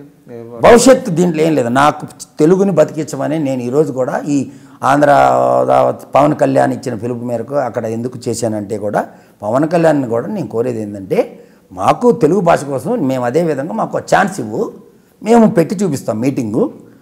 అదే మెరీనా బీచ్లో జల్లికట్టు వాళ్ళు చూపించారు, తెలుగువాడి సత్తా కూడా చూపిస్తే మేము ఎక్కడైనా పెడతాం మేము. దానికి ఇప్పుడు అది మామూలుగా అంటే అట్లా కదా. మీరంటే ఏంటి, తమిళనాడులో ఉండే తెలుగు వారనే? తమిళనాడులో ఉండే తెలుగు వాళ్ళం. అక్కడ ఏంటంటే పరిస్థితి, యాక్చువల్గా మెరీనా బీచ్కి పర్మిషన్ లేదు, అది కూడా చెప్తాం మీకు, అది కూడా మీకు తెలియాలి. పర్మిషన్ ఏం లేదు దానికి మీటింగ్లో పర్మిషన్ ఇచ్చేయడం ఆపేశారు. జల్లికట్టు వాళ్ళు ఇండైరెక్ట్గా చేసుకున్నారు. మీరు మనకు జరగలేదు చూసారా. అక్కడ ప్రభుత్వం అంతా ఒకరు ఇన్వాల్వ్ అయ్యారు కాబట్టి అక్కడ సక్సెస్ అయింది. ప్రభుత్వం యొక్క ఇండైరెక్ట్ పాత్ర ఉంది కాబట్టి చేరేటప్పుడు ఇంటెలిజెన్స్ తెలియదా, ఇట్లా వస్తున్నారు జనాలు ఇట్లా మోటివ్ అంటే వాళ్ళు అప్పర్ హ్యాండ్ చూపించేదానికి కేంద్రం యొక్క ఆధిపత్యాన్ని పవన్ కళ్యాణ్ గారు చెప్పారు కదా, కేంద్రంపై దాడి అని జల్లికట్టు ఉద్యమం. కరెక్ట్, అది పవన్ కళ్యాణ్ చెప్పింది కరెక్టు. కేంద్రంపై దాడి ఆ రకంగా చేశారు, ఒక స్పిరిట్ చూపించారు. అదే రకంగా ఇక్కడ కూడా చూపించాలా, ఎందుకంటే కేంద్రంతో అనుసంధానంలో ఉండాలని వాళ్ళకి తెలీదా? వాళ్ళు ఇప్పుడు తమిళనాడులో ఉన్న ముఖ్యమంత్రి అనుసంధానం ఇక్కడ అంటే తమిళనాడు రాజకీయాలు వేరు, ఆంధ్రప్రదేశ్ రాజకీయాలు వేరు. ఇక్కడ ఆంధ్రప్రదేశ్లో అధికారంలో ఉన్నటువంటి తెలుగుదేశం పార్టీ బీజేపీతో మిత్రపక్షంగా ఉన్నది, ప్రభుత్వంలో ఒక భాగస్వామిగా ఉంది. తమిళనాడులో అటువంటి పరిస్థితి లేదు. అంటే జాతీయ పార్టీలతో వాళ్ళ అనుసంధానం లేదు. వాళ్ళు ఇస్తున్నప్పటికీ గతంలో వాళ్ళు ప్రభుత్వాల్లో భాగస్వాములు అయినప్పటికీ కూడా వాళ్ళ అంతటా వాళ్ళు ప్రభుత్వాన్ని ఏర్పాటు చేసుకునే పరిస్థితులు ఉన్నారు. కాబట్టి దానికి దీనికి మనం కంపేర్ చేయడం అనేది కరెక్ట్ కాదేమో. కేంద్ర ప్రభుత్వంలో కూడా వాళ్ళు కూడా భాగస్వామ్యంగా నిలబడతారు ఎలక్షన్లో.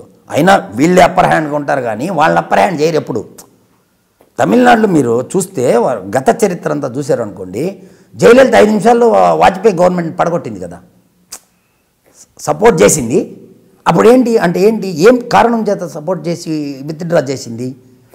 మేము అంటే ఎట్లా ఉండాలా అనేది దేశానికి చూపించింది. అదే అక్కడ ఉన్న స్పిరిట్. దాంతో ఎమోషనల్గా ఉంటారు జనం. అంటే మేమేంటి అనేది ఫీలింగ్తో ఉంటారు ఎమోషనల్గా. మేము ఇక్కడి నుంచి అక్కడికి వెళ్ళాం, మేము శ్రీలంక. అంటే ఇప్పుడు మీరు చెప్పదలుచుకుంది ఏంటంటే తెలుగునాట కూడా తెలుగు ప్రజలు తమిళీల యొక్క సమైక్యత అటువంటిది నేర్చుకోవాలనేటువంటిది అది ఒకటి కాదు అభిప్రాయం. చేస్తే చిత్తశుద్ధిగా చేయాలా, కన్స్ట్రక్టివ్గా చేసి యువత భవిష్యత్తు దీనిపైన ఉంటుంది. కాబట్టి పిల్లలు ఏంటంటే రోడ్డు మీదకి వచ్చేసి అది చేస్తారంటే నిన్న జరిగిన సంఘటనలు కానీ అయ్యి కూడా అట్లా చేస్తే లాభం లేదు. వాళ్ళు అన్యాయం అయిపోతారు. ఇప్పుడు ప్రత్యేక హోదా అనేది ఇది ఒక ఇదే అని చెప్తున్నారు. కాబట్టి సాధించే పని అయితేని అందరికి కలిసి ఒక మహా ఉద్యమంలాగా చేయాలి. వాళ్ళలాగే జల్లికట్టు స్ఫూర్తి కాదు కానీ జల్లికట్టుకి దీనికి సంబంధం లేదు. ఇక్కడ కూడా వాళ్ళ ఎజెండా ఏంటి? కేంద్రం పాత్రను తగ్గించేదానికి.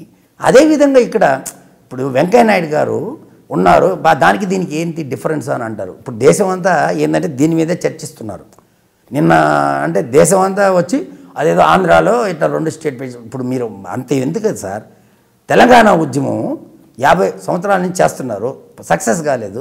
మొన్న చిత్తశుద్ధిగా చేస్తే సక్సెస్ కాలేదా? తెలంగాణ ఇవ్వలేదా? కేంద్ర ప్రభుత్వం మెడలు వచ్చారు. డిఫరెంట్ అనుకోండి.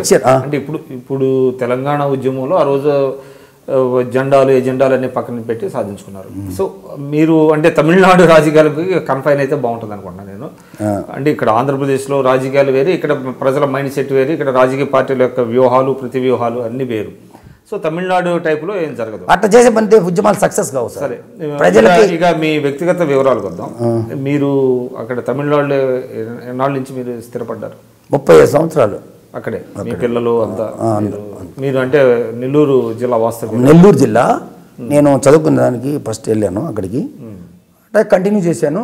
సినిమాల్లో ఉండేవాడిని. సినిమాల్లో నుంచి చిత్ర పరిశ్రమ ఇక్కడికి వచ్చినప్పుడు ఉండకుండా అక్కడే ఉండి, అంటే నేను సినిమా అనేది ఏదో అట్లా దాన్ని ఉన్నాను కాబట్టి అట్లా నేను అక్కడే ఉండిపోయి ఆగిపోయి నాకు అట్లా ఎక్కువ మా నీరెస్ట్ అది కాక మా ఊరు వాళ్ళు మా జిల్లా వాళ్ళు అందరూ అక్కడ ఉంటారు కాబట్టి.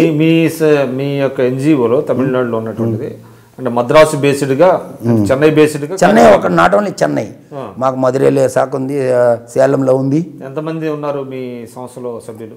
ఇప్పుడు కరుడు కట్టిన వాళ్ళు, ఇప్పుడు నన్ను ఏదైనా నా పైన ఏదైనా జరిగింది అనుకోండి, స్పిరిట్ ఉన్న వాళ్ళు ఉన్నారు. అప్పుడు ఎప్పుడు కూడా చిత్తశుద్ధి ఉండాలి ఉద్యమంలో. ఎంత అంటే ఊరిని వెనకాల మన ఇంటెన్షన్ ఏంటో అనే కాదు, నా కోసం ఎంతోమంది ఉండొచ్చు నాకు సింపథైజర్స్, కానీ నేను చేసే ఉద్యమానికి నాకు తోడు ఉండాలి కదా. అక్కడ తెలుగు వారికి ఎటువంటి సమస్యలు వచ్చినా మిమ్మల్ని అప్రోచ్ అవుతారా?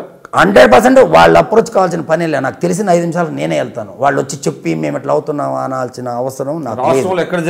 రాష్ట్రంలో ఎక్కడ జరిగినా మధురైలో మొన్న తిరుమల నాయకుడి అది వ్యవహారంలో కూడా ఇన్వాల్వ్ అవుతాం. ప్రాబ్లం ఏంటంటే ఇప్పుడు తమిళనాడులో తెలుగు వాళ్ళకి 40% ఉన్నప్పటికీ కూడా తెలుగు భాషని అణిచివేత ధోరణికి చేసేసారు ఆల్రెడీ. ఇప్పుడు మధురై ఆ పక్క అంతా తెలుగు ఎవరికి రాదు. అదే మెయిన్ ప్రాబ్లం. ఇప్పుడు మేము ఎంతసేపు ఏంటంటే చెన్నైలో ఉన్న మా సంఘాల వాళ్ళందరం మేము అంటుంటాం అక్కడ పోయినప్పుడు. అందుకే నేనేమంటానంటే కేంద్రమే ఒక నిర్ణయం తీసుకోవాలి. మమ్మల్ని కూడా తప్పు. ఇప్పుడు మేము ఎన్నోసార్లు కాగితాలు ఇస్తున్నాం, మీకు కాగితాలు ఇస్తున్నాము, కమిటీ అంటున్నాము, అది అంటున్నాం, ఇది అంటున్నాం, మీరు మమ్మల్ని పట్టించుకోవట్లేదే. మీరు ఎన్నో మీ పనులు మీ కార్యక్రమాలు మీరు చేసుకుంటున్నారు. తమిళనాడులో తెలుగు భాషకు అన్యాయం జరుగుతుంది, అది మీకు తెలుసు, తెలిసిన సమస్య కదా. అంటే తమిళ వాళ్ళు అక్కడ అప్పర్ హ్యాండ్ అనేదానికి ఈ ఉదాహరణ చాలు కదా. మేము ఎన్ని కాగితాలు ఇచ్చినా ఇక్కడ రాష్ట్ర ప్రభుత్వాలు కూడా ఆ దిశగా ప్రయత్నించాలంటారా? ఖచ్చితంగా ప్రయత్నించాలి సార్. అక్కడ తమిళనాడులో తెలుగు వారంటే కేవలం నెల్లూరు జిల్లా, చిత్తూరు జిల్లా వాళ్ళే కాకుండా ఇటు తెలంగాణ వాళ్ళు కూడా ఉన్నారా? తెలంగాణ వాళ్ళు చెన్నై సిటీలో ఉంటారు సార్, ఒక 5-6 వేల మంది. వాళ్ళు అకేషనల్లీ వాళ్ళు ఏంటంటే పనికి వచ్చిన వాళ్ళు, అంటే వర్క్ చేసుకునే దానికి వచ్చిన వాళ్ళు కాబట్టి అంత తెలుగు స్పిరిట్ అంత ఉండదు. ఇక్కడ కేసీఆర్ని కూడా మరి కలిసారు ఈ సమస్య మీద? ఫస్ట్ నేను ఒక ఇది పెట్టాను కదా, వినుడు తెలుగోడి గోడు అని ఒక ప్రోగ్రాం పెట్టాను సార్. అయ్యా మేము అన్యాయం అయిపోతున్నాం అక్కడ, ఈ రాష్ట్ర ప్రభుత్వాలు మమ్మల్ని పట్టించుకోవాలన్నప్పుడు శ్రీహరి గారు మినిస్టర్ గారు ఉన్నారు, ఎడ్యుకేషన్ మినిస్టర్, ఆయన వివరాలు తెప్పించుకున్నాడు సార్. అక్కడ ఎంతమంది ఉన్నారు తెలంగాణ అని అనిన తర్వాత ఆ వివరాల్లో వాళ్ళకి తెలిసింది ఏంటంటే ఒక 10,000 మంది ఉన్నారు. చాలా తక్కువ మంది ఉన్నారు, పెద్ద ఇంట్రెస్ట్ చూపిలా. నేను తర్వాత చెప్పా, అట్లా అనకూడదు సార్, మీరు తెలుగు రాష్ట్రాలు ఎక్కడ ఉన్న వాళ్ళకైనా మీరు ఒక ప్రతినిధులు, మా ఒక్కరికే కాదు, తెలుగు రాష్ట్రాలు 2 తెలుగు రాష్ట్రాలు తెలుగు భాషకు ప్రాతినిధ్యం వహించే 2 రాష్ట్రాలకు చెందిన అధికారంలో ఉన్నారు కాబట్టి మీరు ఖచ్చితంగా జనాలతో సంబంధం లేకుండా భాష సంబంధించి రిప్రజెంట్ చేయాలా అని అంటే, నేను కవిత గారికి కూడా మనం చెప్పాను, ఎంపీ కలిసింది నాకు జయలలిత మ్యాటర్ మీద నేను మాట్లాడినప్పుడు, ఆమె నాకు పార్లమెంట్లో కలిసినప్పుడు నేను చెప్పాను, అమ్మా నాన్నకు చెప్పమ్మా, నేను అంటే ఆయన చేత కూడా కాగితం ఇప్పిస్తామని. ఇప్పుడు కాగితం ఇప్పించాలా? ఇదే విధంగా వాళ్ళు చూసారా మొన్న జల్లికట్టు గురించి 37 మంది. ఇప్పుడు అంటే అది పక్కన పెడతాం, జల్లికట్టుది అదే తెలంగాణ ప్రభుత్వం, బికాజ్ తెలంగాణ వాళ్ళు పెద్ద సంఖ్యలో లేరు కాబట్టి అవును పెద్దగా ఈ సమస్య పట్ల స్పందించారు. చంద్రబాబు నాయుడు గారు స్పందన ఎలా ఉంది? చంద్రబాబు నాయుడు గారు స్పందించారు. నేను 2 సార్లు కలిశాను ఈ ఇష్యూ మీద. ఆయన లెటర్ పంపించాడు జయలలితకి, ఈ విధంగా మ్యూచువల్ ఉండాలి, ఆంధ్ర రాష్ట్రంలో తెలుగు భాష ఉంది, తమిళం ఉంది, అన్ని భాషల్లో చదువుకోగలుగుతున్నారు, మేము మీ భాషకి మేము రిస్ట్రిక్ట్ చేయట్లేదు కాబట్టి మీరు కూడా తెలుగు వాళ్ళకి సహాయం చేయాలా, ఆ ఉన్న జిల్లాల వరకన్నా చేయండి అని. అంటే అధికంగా ఉన్న జిల్లాలు కొన్ని ఉంటాయి, మేమే మధురే సేలం అక్కడ చేయమని మేము అడగట్లా, మా చేయాల్సింది ప్రభుత్వ సహకారం అయితే సంపూర్ణంగా ఉంది మీకు? ప్రభుత్వ సహకారం ఉంది కాబట్టి రాబోయే రోజుల్లో తెలుగు వారికి ఏ జరిగినా ప్రభుత్వ పరంగా కానివ్వండి, మీ పరంగా కానివ్వండి, మంచి జరుగుతుందని అనుకుంటున్నారు. ఇప్పుడు మంచి అంటే నేనేమంటానంటే సార్, ఏదో కాగితం హక్కుల కోసం నేనేది మంచి మీన్స్ ఏంటంటే తెలుగు వారి యొక్క హక్కుల పరిరక్షణకి ఇటు తెలుగుదేశం ప్రభుత్వం కానివ్వండి, చంద్రబాబు నాయుడు గారి నేతృత్వంలో ఇటు ఒక ఎన్జిఓ గానో లేకపోతే ఒక సంస్థ గానో తెలుగు భాష మీద మీరు కూడా కలిసి ఇప్పుడు దానికి ఒక కంక్లూజన్ రావచ్చు అని నేను అనుకుంటున్నా. ఎందుకంటే చెప్పమంటారా, కాగితాలతో పరిమితం అయితే కాదు సార్, ఎమ్మడపడాలా. అరవాళ్ళు ఎందుకు ఒప్పుకుంటారు సార్, వాళ్ళకున్న భాషాభిమానం మన పైన రుద్దుతారు. దీని మీద అంటే భాషాభిమానులందరినీ ఏకం చేసేటువంటి కార్యక్రమం మాకు మేము భాషాభిమానాన్ని అక్కడ ఏకం చేస్తుంటాము. ఇక్కడ కూడా తెలుగు రాష్ట్రాల్లో కొన్ని 100 ప్రోగ్రాములు నేను పెట్టాను, మాకు సాయం చేయండి అని చెప్తుంటాను. ఇష్యూ బేస్డ్గానే మనం ఉంటాం కాబట్టి సెల్ఫ్ ఎజెండా నాకేం లేదు.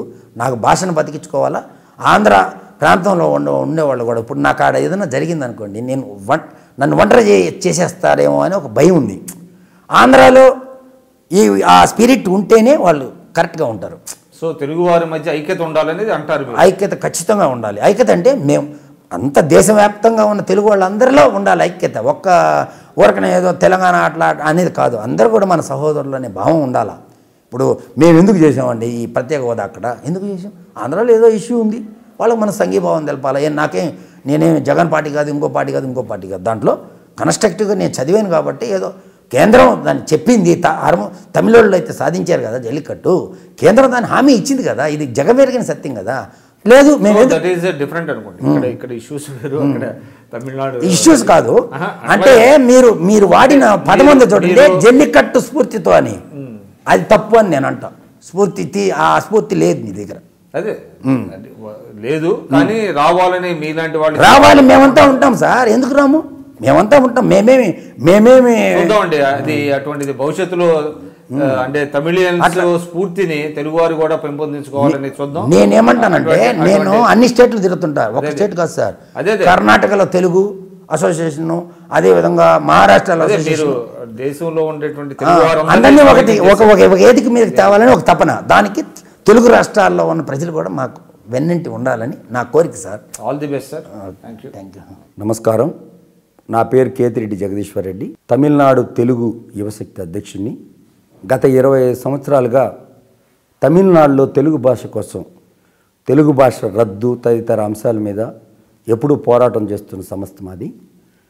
నేను అక్కడ ఉన్న ప్రతి సమస్య మీ అందరికీ ఈ ఐ డ్రీమ్స్ ద్వారా తెలియజేశాను. తమిళనాడులో తెలుగువారి ఉనికి గురించి, అదేవిధంగా మేము చేస్తున్న ఉద్యమాలు, రాబోయే రోజుల్లో మేము చేయబోయేది ఏంటి అని కూడా మీ అందరు కూడా మాకు సపోర్టెడ్గా ఉండాలి. కాబట్టి మీరు తప్పకుండా అది చూసి మీ అభిప్రాయాన్ని నాకు తెలియజేయవలసిందిగా కోరుతున్నాను. Thank you.